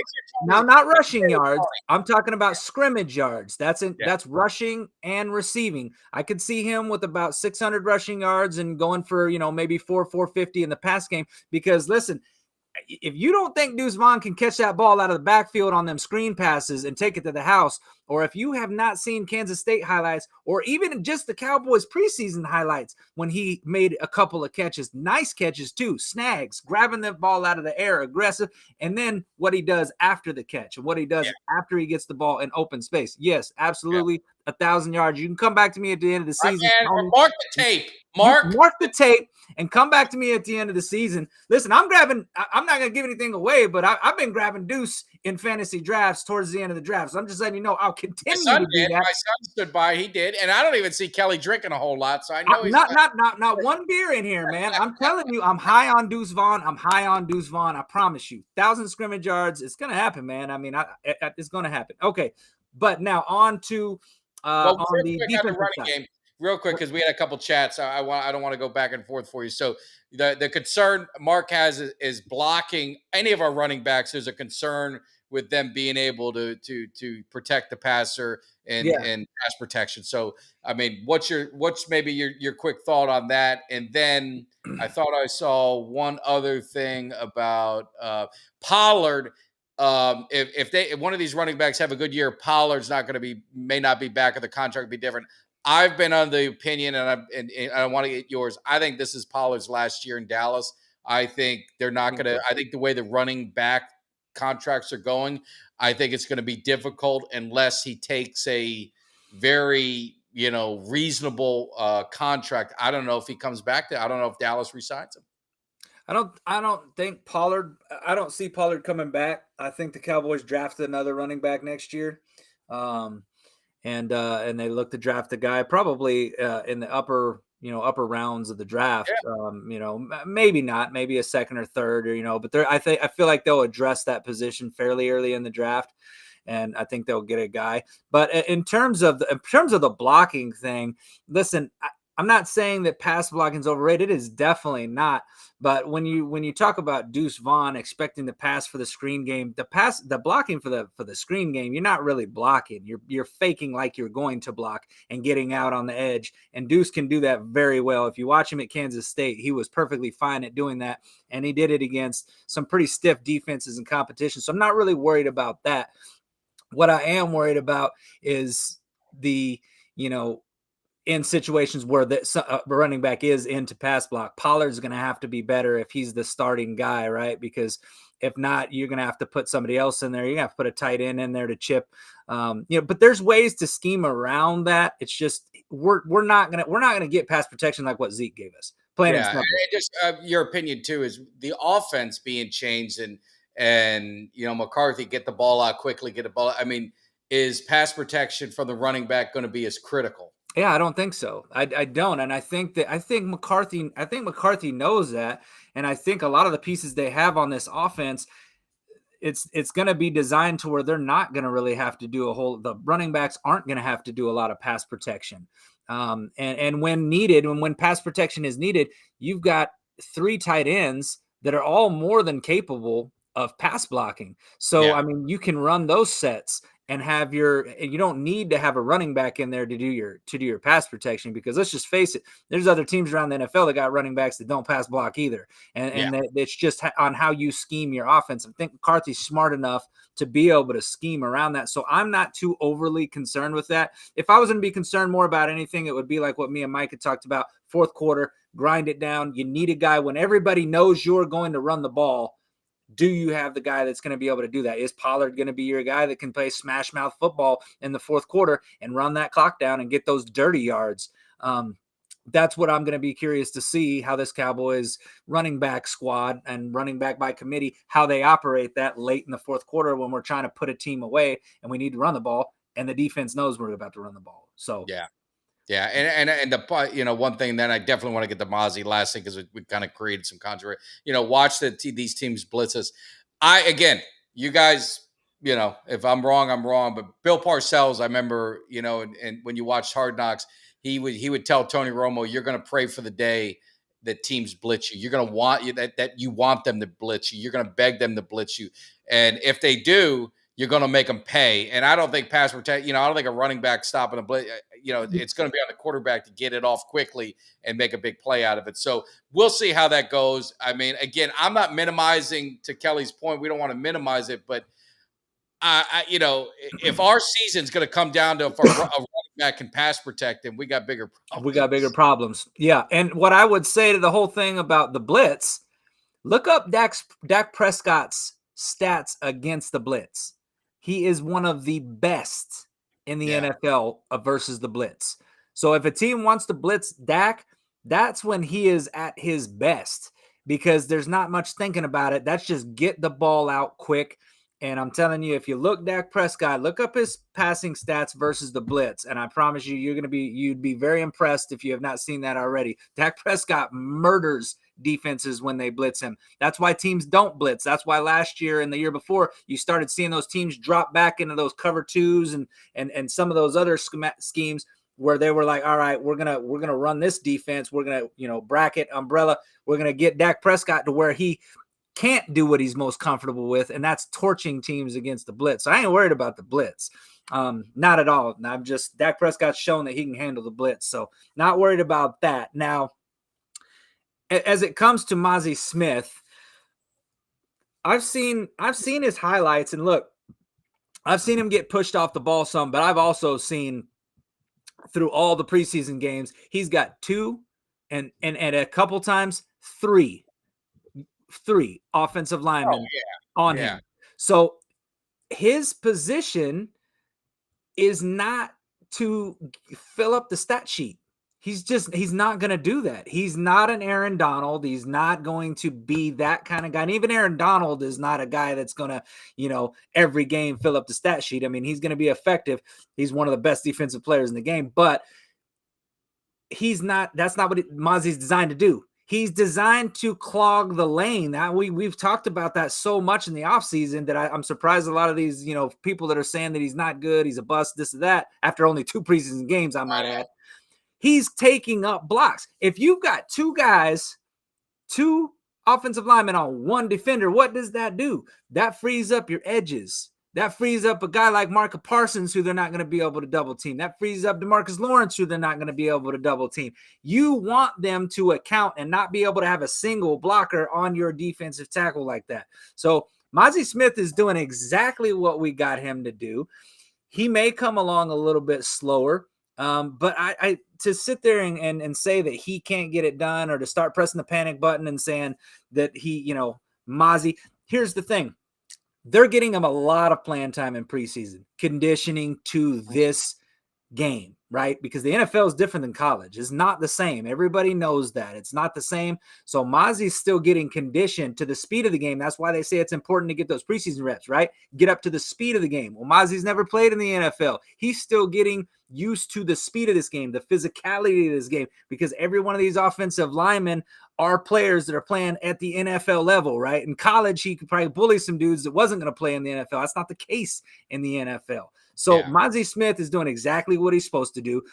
You're also going to have Jonathan Hankins in that role where you're moving these two guys out, Hankins and Mazi. So look, relax on the Mazi Smith thing. Relax, because he's doing what he's supposed to do. He's clogging up that lane, taking up multiple blockers. That's going to free up the edges, and that's exactly why we got Mazi Smith. It's the dirty work. I mean, he's not going to light up the stat sheet. He's not going to, but you look at what, like you said, what he's going to create. And I watched one where they dogged him. They said, oh, it was a big run play. Well, he did what he was supposed to do. The running, he forced the running back outside. But our linebacker, whoever it was, I don't remember, it was preseason. I don't even know who it would have been. They broke contained. They weren't in the right spot. Goes for a big run, and then they highlight that, saying, "Oh, Mazi, they couldn't. He can't stop the run." Well, he did exactly what he's supposed to do. He's clogged the middle and forced him to the outside, and your linebacker needs to clean it up. So, to your point, it's everyone's going to overanalyze, and they're going to do everything with Mazi. Again, he's not. He's just not. It's not a sexy position. It's not. If you're looking for 10 sacks out of him, 8 sacks, it ain't going to happen. It ain't going to happen. But look at, like, to Kelly's point, let's see what Parsons gets. Let's see what Tank gets. Let's see what Fowler gets. Let's see what Sam Williams gets. Let's see what all these guys end up getting. And then also look at your linebackers and what it frees up to them if we're doing linebacker blitzes up the gut and things like that. So right. It's relax, trust the process, and let's see what happens. That's right. And again, people tend to these first round draft picks, man, people tend to sometimes have these just unrealistic expectations on players. And, it's something that, how many times did we hear from not just Ultra, but several other people, or, and that are Cowboys fans? How many times did we hear that Jalen Tolbert's a bust? Right. Yeah, I mean, you heard it all season and off season, right? Yeah, he's a bust. He's a wasted pick. Blah blah. But now he's locked in at number 4, making plays, and with the possibility to, if he has a good season this year, go into next year as our number 3 receiver. So more than likely, it's set up for that. If he balls out, I mean, the salary cap, CD is going to have to get paid. Yeah, there's going to be someone ain't going to be here when he does. I mean, that's just the way it works, and you exactly. Want so. Deals up. And I mean, and that's the same, there should be no, I know he was a 3rd round pick, but it should be no different for a 1st round pick. You don't judge a guy on the, I mean, it just seems silly that there are people judging him after 2 preseason games. I mean, hell, you don't even judge a guy after his first year. It's typically 2 to 3 years before you know whether he's got a contract. Right. I mean, exactly. They get that second contract because, you look at Taco Charlton. How long did that son-of-a-bitch stay on the roster? You know what I mean? That's he's still on a team somewhere, matter of fact. Yeah, exactly. And I don't know, man. I just it's one of those things where when people start calling these guys busts, and I don't know. And to answer the question, Tony, as far as being optimistic on that's just using my, my 30 plus years of watching football, man. I mean, when it comes to guys like Mazi, I've seen that it takes a little bit longer for some of these guys to develop. It's not necessarily optimism. It's just what my eyes have told me over the past, 30 some years. You see it all the time, man. And I'm not saying I'm an expert by any stretch of the imaginations. I'm just saying it's far too early to start saying a guy can't compete at the highest level. You know what I mean? I just think it's way too early for that. That's all I'm saying. Mozzie could end up being a bust. I'm definitely not no draft scout. I'm definitely not a guy that's out there. The Cowboys don't pay me to scout talent. But let's give this guy a chance before we start calling him a bust and saying that he can't compete at this level and do what we drafted him to do, because I think it's way too early for that. And as far as optimistic, what else can I be? I mean, I'm a Cowboys fan, baby. I mean, it's been 28, 29 years. I mean, the dam has got to break eventually, and let the waters come flooding in. Let the waters come flooding in as the dam breaks and the drought ends, baby. I mean, shit. Oh, absolutely. And I mean, people forget. I mean, I know we may go back a far way, but I mean, Jay Ratliff was a guy they drafted in the 7th round, was a good defensive tackle. Yet, Hatcher was a he ended up going to Washington later on a contract. I mean, Dallas they didn't develop him, but I mean, Leroy Glover was a perennial Pro Bowler for the Cowboys at defensive tackle. It's not a sexy position. Yeah, they don't have a lot of studs there. They never had an Aaron Donald there. I mean, shit, they drafted Russell Maryland, number 1 overall defensive tackle. I mean, some called him a bust, but if you talk to anyone who was on, played on that line, he was an integral part of those Super Bowl teams. I mean, he did some of the dirty work. He didn't put up the numbers that some of these other guys, do, but that wasn't his type of position and what he was asked to do. So, it is what it is, man. We'll see what happens. If they win the Super Bowl, he ain't a bust. How's that? I mean, that's the way it goes, but we can get overreaction on every single thing, but being an optimistic fan, man, why the hell? That's why you're watching us, is because we're 2 optimistic fans, but you guys should be too. I mean, we're fans. What do you want? It's like I forgot who we were talking to. Maybe it was the Miami Hurricane guy, I'm telling you, if you guys didn't watch yesterday's interview, I went with back Miami and watched Hurricane super fan, it was, I mean, anyone who's got siblings, anyone who's got family, just absolutely so touching. It's such a good story, but we're fans. I expect to win every game. Now, I don't know, but I mean, what the hell are you watching it for? To watch you lose? Yeah, I get, some of the people that say that they watch with that guarded optimism, but I can't do it, man. I'll be pissed when we lose, and I'll go off on players, I'll go off on the team, I'll go off on this or that, I'll go off on my tandems and stuff, but I can't, man. I don't know. I can't. I'm all in on the team every year, man. All in on the team every year because I got to come in there. Because, man, if you go into a year where you're just like, man, we're going to be horrible this year. We ain't going to win no games. It's going to be another letdown in the postseason. Like, that don't even make it fun to watch on Sundays, man. I used to be able to talk myself into a win when Vinny Testaverde was a goddamn quarterback. I mean, Tony, I did the Dave Campo hours. I would tell you we're going to win. I drove all the way up to Atlanta to watch Ryan Leaf go up against Michael Vick, and I thought we were going to win. Yeah. Yeah, I mean, shit. The 2003 year when Quincy Carter led us to the playoffs against the Carolina Panthers, I was like, we going to the Super Bowl this year. Carolina smacked the shit out of us in the first round, man. But I can always find a way to talk myself into a win, whether it be when, it don't matter who the quarterback was, Bledsoe, Hutchinson, any of them guys, man. I'd be like, well, we got a couple of nice receivers, and the defense don't look too bad. I'll find a way to talk us into a damn win, and I'm going to do that every year. But legit, this year, man, we got a good team. The NFC is not that strong as a lot of people have talked about. It's probably 3 teams, the Niners, the Eagles, and the Cowboys. And I've already told you guys, I think that the Philadelphia Eagles are going 9-8. So I don't really think they're that far into the mix. But this Cowboys team has got a great team this year. They really do, man. There's not a lot not to be excited about this team. Defense is really good. The offense was really good last year. And what key pieces did we really lose off of that offense that makes you think we can't be just as good on offense this year? Well, I mean, the thing is like, I think you said it. I think you even retweeted someone with some common sense said, I mean, we didn't lose. We hadn't lost anybody. No. I mean, you're picking up Cooks. You're picking up, you got, why am I having a brain? You got Gilmore. So you added 2 good pieces. I mean, we're not talking scrubs. You're talking good veteran guys to the squad. We didn't lose. Who did we lose? Noah Brown. All right. So we lost Noah Brown. And then we picked up Cooks. And now you got Colbert, who you had 0 with last year. Hey, I love Zeke. You guys all said he's washed up. So, all right, he's gone. And now you pick up, you got Pollard's going to be the man, which everyone wanted. And you also add Deuce Vaughn, who seems to bring some juice and electricity. So Yeah. where would the doubt be that this team should not go further than they did last year?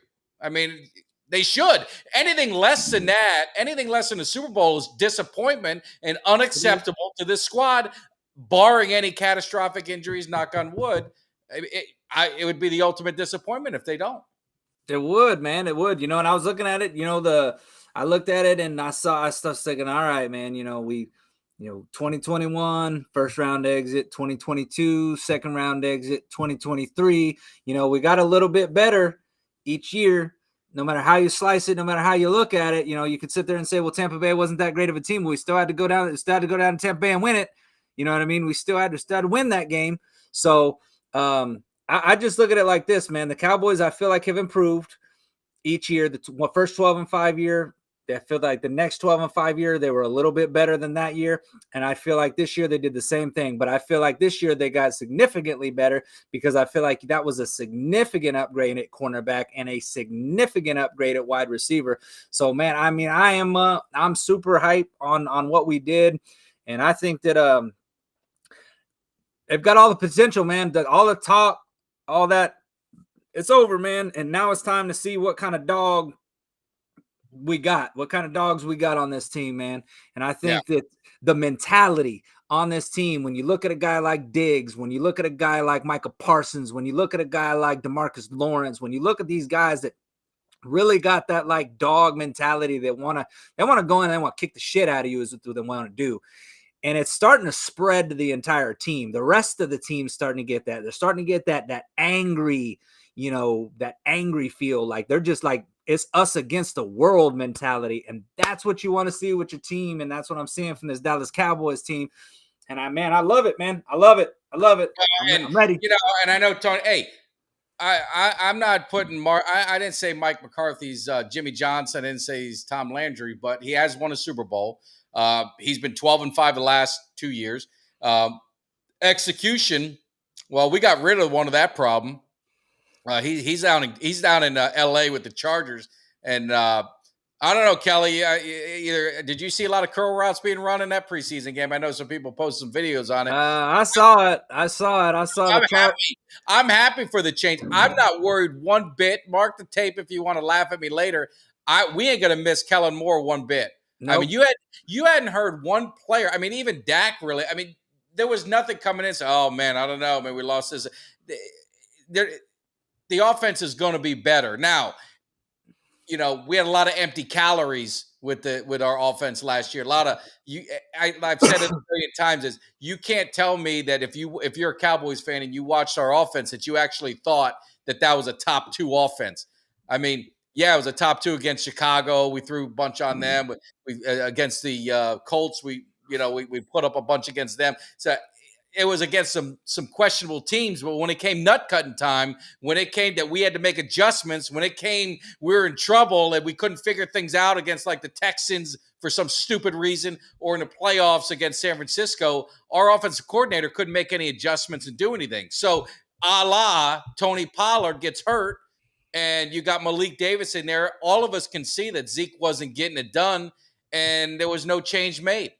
Malik Davis was in there for 2 plays, and one was for pass protection, and one was for a pass to a receiver. So, good riddance to Kellen Moore. Yep, I agree, and I think we've already talked about it and covered it before. I don't think Kellen Moore was somebody that Mike McCarthy wanted in the first place. I think he was somebody that he had to deal with, and I think it was a move from Jerry. That Jerry was like, "Hey, man, this is our guy. We're grooming him because look at this, man. Here, look at this. Okay, Kellen Moore's first year. After his first year, remember he was kind of like this highly sought after commodity for a head coach, right? Yeah. And then even his second year kind of started that. How quick did that shit drop off?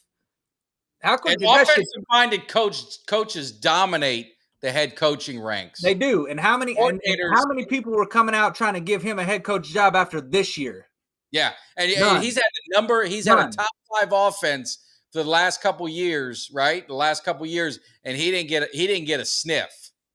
No, So, good point, Kelly. it's Good point, Kelly. I'm glad you backed me up on that. That's right. I mean, at first these guys are like, "Oh shit, it's boy wonder out here," and then after a couple of years of it, they're like, something just don't look right with this cat. You know what I mean? Maybe he's best suited to just stay at offensive coordinator for a little while. And the Chargers snagged him up at offensive coordinator, and that's okay. That's okay. They're going to look, we'll see where the Chargers finish at the end of the season, and we'll see how that offense looks. And we'll see if Justin Herbert is throwing a lot of interceptions this year because there's not a lot of separation with his receivers and have to throw in tighter windows because, his offensive coordinator can't scheme to get his wide receivers out into space. And when that happens, we'll know. We'll know. So and he might end up being a good coordinator. Here's the deal: he's not a good coordinator for Dallas. No, you can't too close to Dak.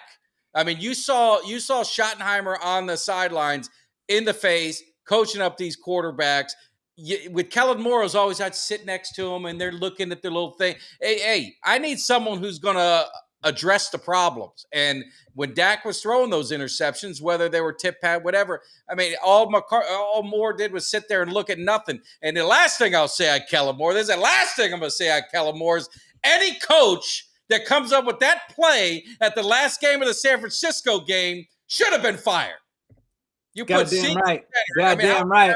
That is our last memory of Zeke, is that stupid play that he came up with. Goddamn right. And listen, first I just say, with our offensive coordinator, I look for with our offensive coordinator, I want somebody who's hungry. Give me somebody that's hungry. Give me somebody that's hungry. I need somebody. I mean, how stupid was that last? I remember watching the game and thinking, all right, well, they're going to put it in Dak's hands. He's going to get one last Hail Mary, or, they throw the ball and then maybe they try the little pitch routes and stuff. But you put fucking Ezekiel Elliott out there at center. Are you kidding me? Like, I mean, when that play was drawn, I bet you right there in that moment, Zeke thought, I'm done. I don't even want to re-sign with the damn Cowboys after this shit. I mean, that was just so disrespectful to everybody involved in that damn game to run that dumbass play, man. Hated it. Yeah. No. Well, exactly. It's one play, but what did he do? Let's think about all the play. I can go back. I got a bad memory, but I'll go back to when you got momentum, and I don't know what game it is, and then he decides to run a reverse, and we lose like 20 yards after we're moving the ball. He does something stupid to kill momentum. Listen, he may be a good coordinator somewhere. He ain't a good coordinator here. He was never Mike McCarthy's choice. Mike McCarthy's an offensive guy. If he's going to go down with the ship, well, damn it, let him go down his way. Jerry Jones appointed Kellen Moore to him. You're never going to tell me that Mike McCarthy wanted him as his coordinator. Yeah, he was close with Dak. They were teammates. Dak was his backup. If you guys remember when Tony Romo, before the game he got hurt, Kellen Moore was supposed to be the guy that he got hurt. Thank God, because that would have been a disaster. I'm just saying, you've seen it. All you guys want McCarthy's head, but we've seen this game with Kellen Moore. We've seen this script. We've seen the Jason Garrett.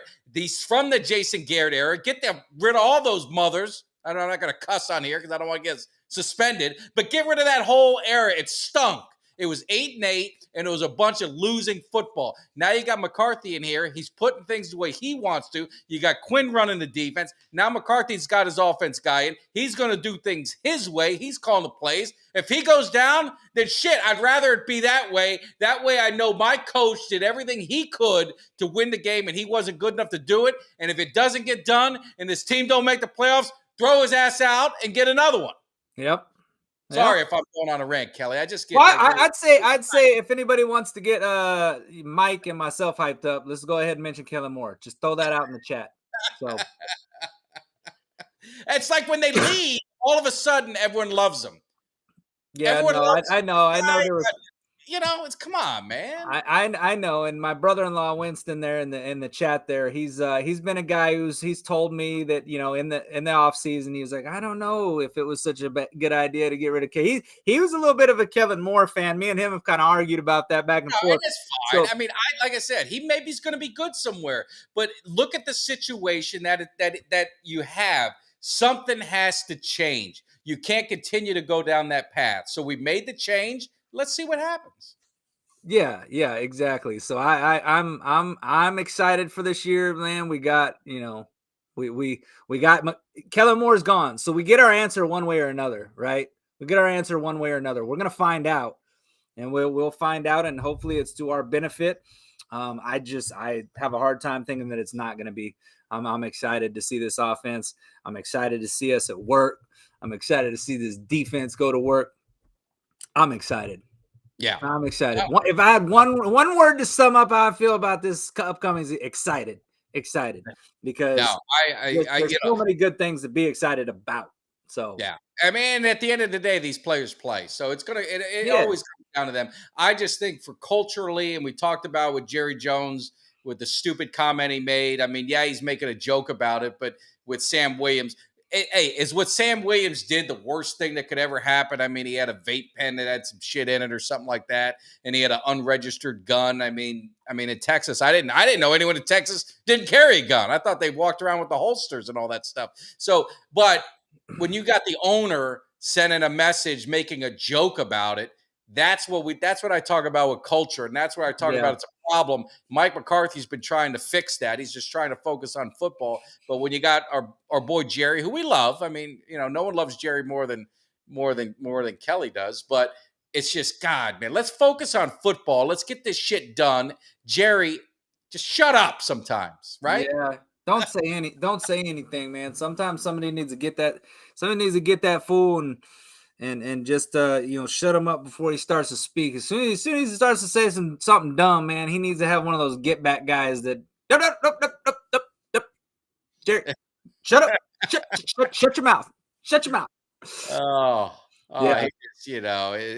I mean, this guy, Sam Williams, hey, he's a kid, and I'm sure there's a lot of stupid things. I know there's a lot of stupid things I did when I was his age, and I'm sure Kelly, you can attest that there's probably some stupid shit you did too. But these guys got to know. I mean, you're a professional now. You got to mature a little faster. You got to, you're the eyes of the Cowboys are on the eyes of all of the media. You could do, you say F you to someone at the store, it's going to be headline news. Yeah, and you have to know your position in life when it comes to where you are at, right? You're a football player in the NFL, and not only that, the spotlight's already brighter be playing at the NFL level, but you play for the Dallas Cowboys. Yeah. So you have to understand, when I say understand your position in life, like where you're at. You're playing for America's team, man. And this is a team that gets scrutinized more than any other team in the entire NFL. So, I mean, like, it's that old saying, you wipe your ass sideways and it's going to make headlines. And it's true. That's how it is playing for the Dallas Cowboys. So you have to understand that, and you have to just be smarter, man. You have to be smarter about that kind of stuff, man. You're a multi-million-dollar athlete. There is no reason now. And if you're going to go, I'm sorry, man, if you're going to go around with a gun and a vape pen, man, have a fall guy with you. Have a fall guy with you. Hey, you saw the Manziel thing. Yeah. Get a buddy like Manziel. They ought to hire. If I was him, I would say, hey, hire me. I'll be your wingman. Exactly. Down, I'll take all. Yep. Whatever you want to do, as long as you're not pinning a dead body on me, I'll take the fall. But you got to take care of me. That's my job. You got a gun, pass it to me. You got a vape pen, pass that to me. You got a little bit of controlled substance, go on, pass that to me. it's mine. But, I don't get it. These players, they put themselves in these positions, and then, and the thing about it is, that irked me about the whole Jerry thing is like, look, you're the owner of this franchise. You're the guy that's running this, right? Whether it was a joke or not, you don't say that shit. Like if mine or your employer, the owner of our companies, we did something like that, I can guarantee you he's not going to say, well, last time when he was drunk, he blew a 0.4. This time it was only a 0.2, No. They're going to call us into the office and we may get fired, but they're definitely not going to be making no damn jokes about it. So, it also goes for Jerry. Like, know your position in this life as well, man, because you're the owner of the Dallas Cowboys, man. You got to be a little bit better than that, man. You can't be sitting there cracking jokes about it because it's not funny. Distractions aren't funny, and there is such thing as bad publicity. So like that's not the image you want. That's not the distractions you want or need. You're sitting over there, you're mad about Cooks going up on this damn airplane, but you're making jokes about somebody that just got arrested for gun possession and controlled substance. That's not funny. Like priorities, man. It's setting the tone. It's setting the tone, for accountability. And Tony, I mean, it's a serious question. Could we win, or is it going to take Jerry to leave and we're not winning the Super Bowl? I mean, I think they win. I think they can win in spite of them, and that's where I say is I know Tony's not a big Mike McCarthy fan, and I'm not, like I said, I'm not saying he's the greatest coach, but I think he has a connection with this team, and I think Quinn has a connection with this team, and I think they've got this locker room, pretty unified and pretty together. It's just it's a matter of can they keep Jerry from infiltrating it and doing what Jerry does and changing that culture. And when you make comments like Jerry did, that kind of changes it. When you heard DeMarcus Ware, I think he was talking about, and I don't have it word for word, but he had said something about, I could just go into Jerry's office. I mean, he likes to be very close to his players. That's always something with an owner you're always concerned with. There's always should be a chain of command. There should be a fear that the coach has the hammer. And I'm hoping that's the case, with McCarthy. It seems like he's getting his guys in there. It seems like they're doing, he's got some influence on the player personnel and what they're doing. They've made some changes in the past. Do you think that, Jerry Jones would have got rid of Zeke? I don't think so. Jerry's very loyal to some of his guys, and he was a Zeke guy. So I think McCarthy's been there. And of course, you got to give him credit. They've made some tough decisions on players, and they've corrected some of the mistakes that they made, a la the Cooper trade. All right, you go in and get Cooks and some of these other things. You go get Gilmore. So I think they've been very strategic, and I think that's obviously you got to give Will McClay. You got to give the Joneses their credit because obviously they're signing the checks and stuff. But I think this team can win a Super Bowl, and that was a long-winded answer. I think they win in spite of Jerry Jones. I think they can. Yeah, I agree with that. I don't disagree with any of what you said. I think that Jerry Jones, we talk about the culture. I think Mike's done a good job and kind of turning some of that culture around. I think what it is, what has helped Jerry and what's helped this Cowboys team, and the one thing that I don't think anybody can argue is that this Cowboys front office has done a good job with Jerry taking a backseat to. He's not so involved necessarily in who we draft now. Back in the day, I feel like he was a lot more heavily. He had a bigger say in who the guys that we were getting. And I think now it's more that since Will McClay has come around, he's been kind of the guy. We have drafted very, very well. I mean, you look at the team right now, we're one of the younger teams in the NFL. In terms of age, and the fact that we are as good as we are right now with that young team should be very encouraging because we've brought even more young rookies into this crop. Now you've got a guy like Jalen Tolbert, another very young guy that's starting to show his worth. And so the fact that we've drafted the way that we have, I feel like that is what's put us in a position to win because, player acquisition, being able to draft well, and then being able to go out and snag the key players that can put you in that position to win, a la Gilmore, a la Brandon Cooks. You don't have to go out and draft. It doesn't have to be the best, but you're going out and grabbing a good quality player that's a veteran presence that can contribute right now on this roster and can get you over that hump. They did that this year, and they've stuck to that. They've stuck to the fact that we're going to build through the draft. And then, and now they went and they're like, hey, we're going to go out and get a couple of veteran players that can contribute. Done a great job at that. That's not a Jerry thing. Now, granted, when we win the Super Bowl, whose face are you going to see front and center? Guaranteed it's going to be Jerry Jones. But I agree with you. I think we win the Super Bowl, it's in spite of Jerry. So And that goes to that just goes back to the whole thing. I don't want to get off on another tandem, but I know Jerry probably will put Jimmy in the Ring of Honor after this because he's going to say, look, I brought a Super Bowl to Dallas. Hey, why don't we ask Jerry? Let's ask Jerry. I'm going to ask Jerry right now, what is it going to take to finally stop the bullshit, stop the ego, and get my man and get the Cowboys fans what they want, and that's Jimmy Johnson in the Ring of Honor. What say you, Jerry? Well, the thing is, it's a bit of a sensitive thing when you're talking with a guy like Jimmy, because I know the fans love him and they adore him, but the fans don't come to the stadium to shake hands with Jimmy. They come to see me, and I'm a man of the people, and I need my flowers.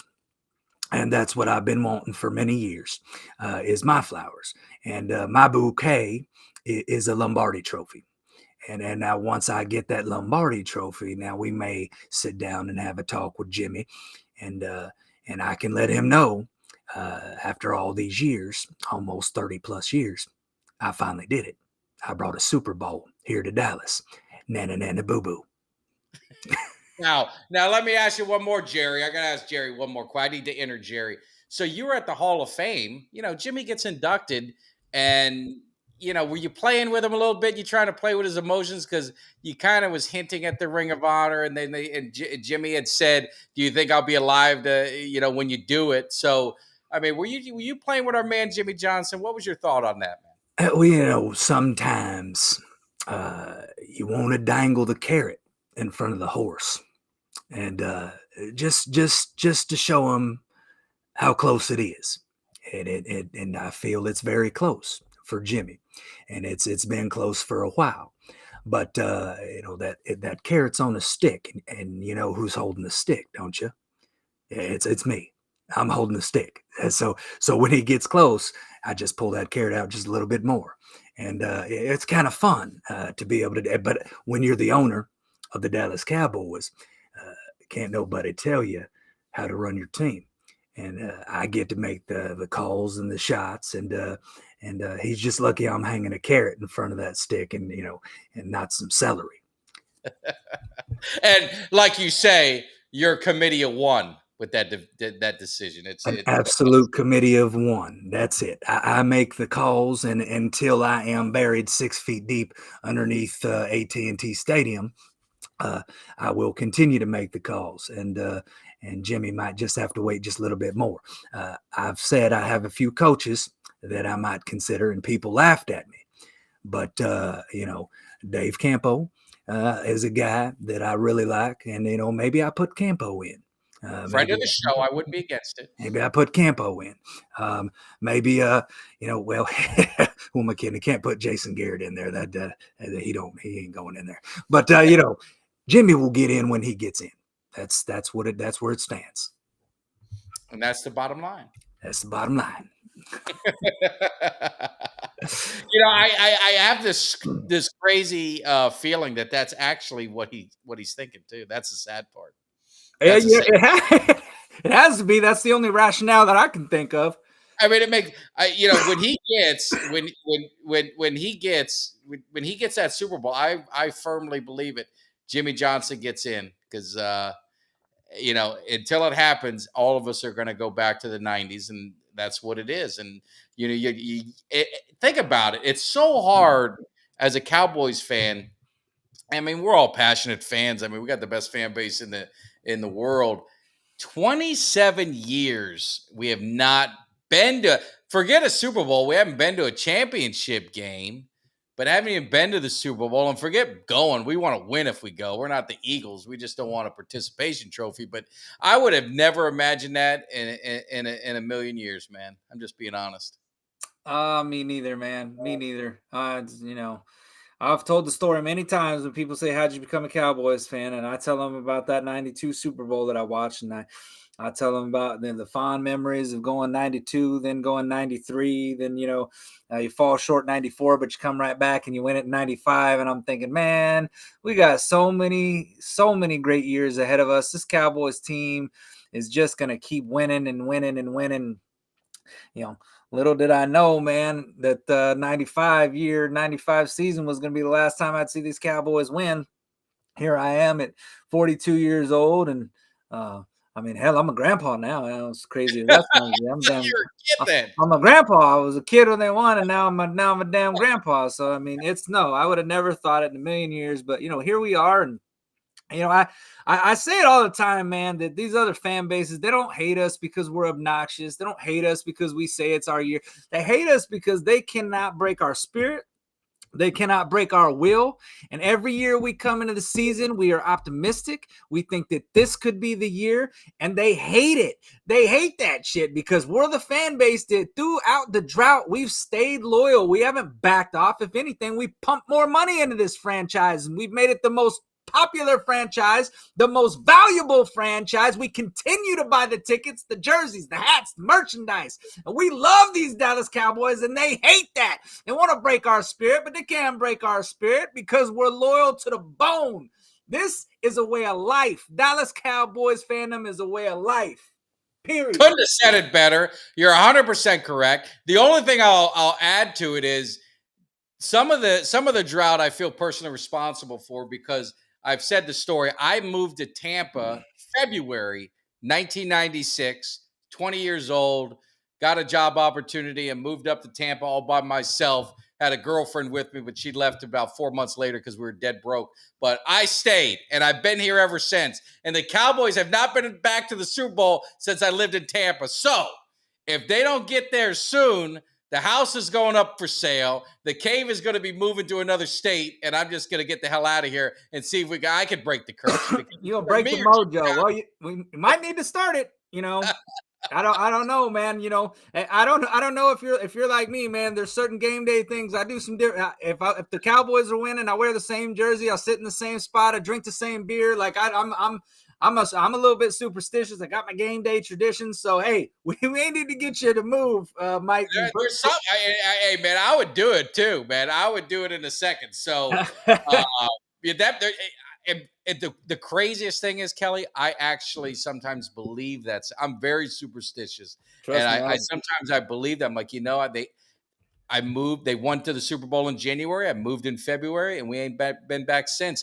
And the thing is like when we get our hearts ripped out in the Super Bowl, we just don't get a beating. We just get literally our hearts ripped out. We lose in the worst possible ways. You think back to, the Giants game. You think back to the Dez, and you think back to 3rd 19, the fumble in Seattle. I mean, we just lose.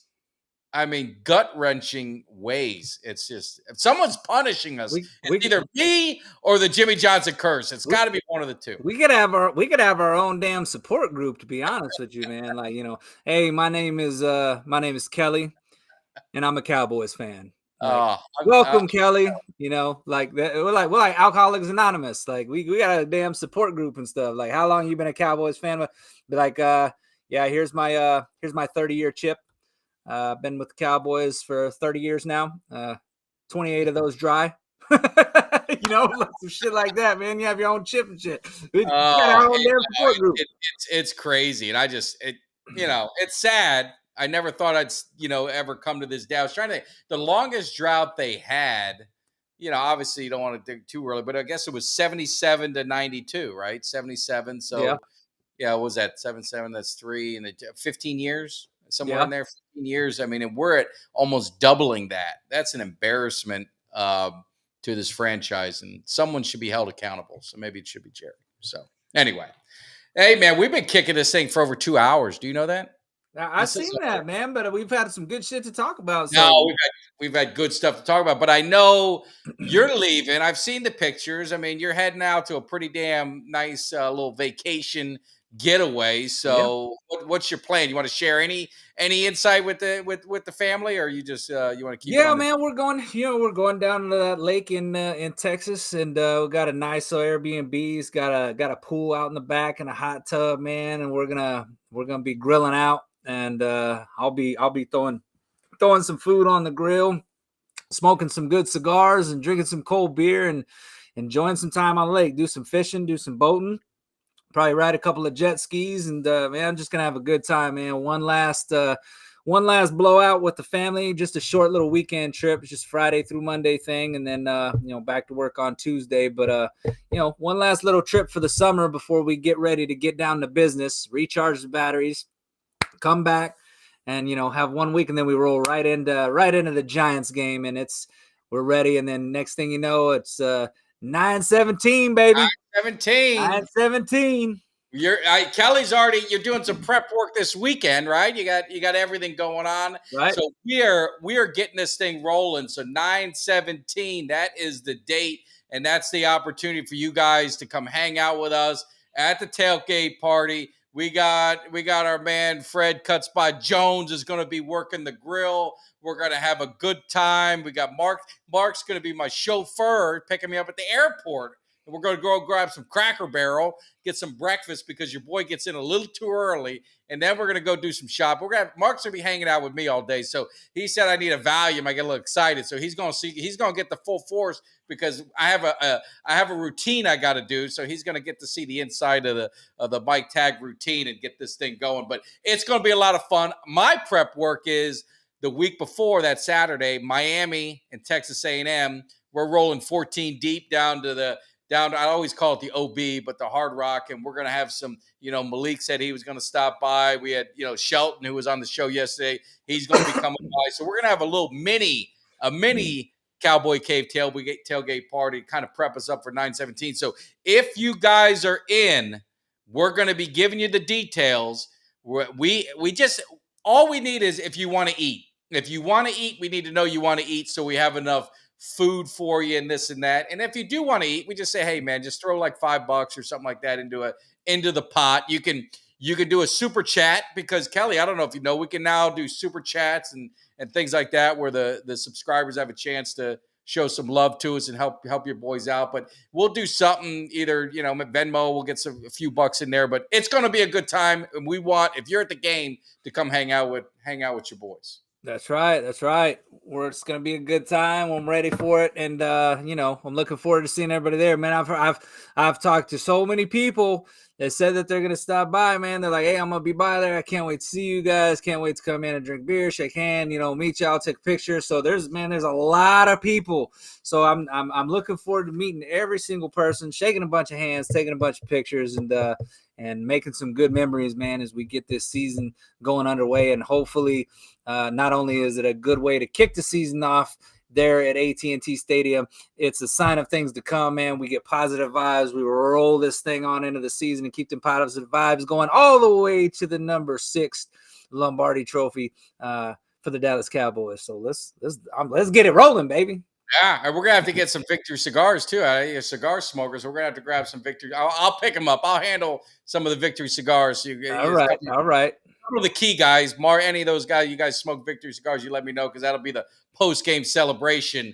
Because I know damn well we're going to be slapping, Aaron Rodgers and them Jets around the field. So that's right, baby. I can't wait. So the rest of you guys, man, we appreciate you hanging with us, man. It's been a long time. So hanging out with us for 2 hours and 16 minutes. I've been yelling. Sometimes I guess I yelled too not much. Now my throat's sore. So I got to go chill and get a throat lozenge or something like that. So Kelly, enjoy your vacation. We'll see you. All right, man. We'll holler at you guys later. All right. Take care.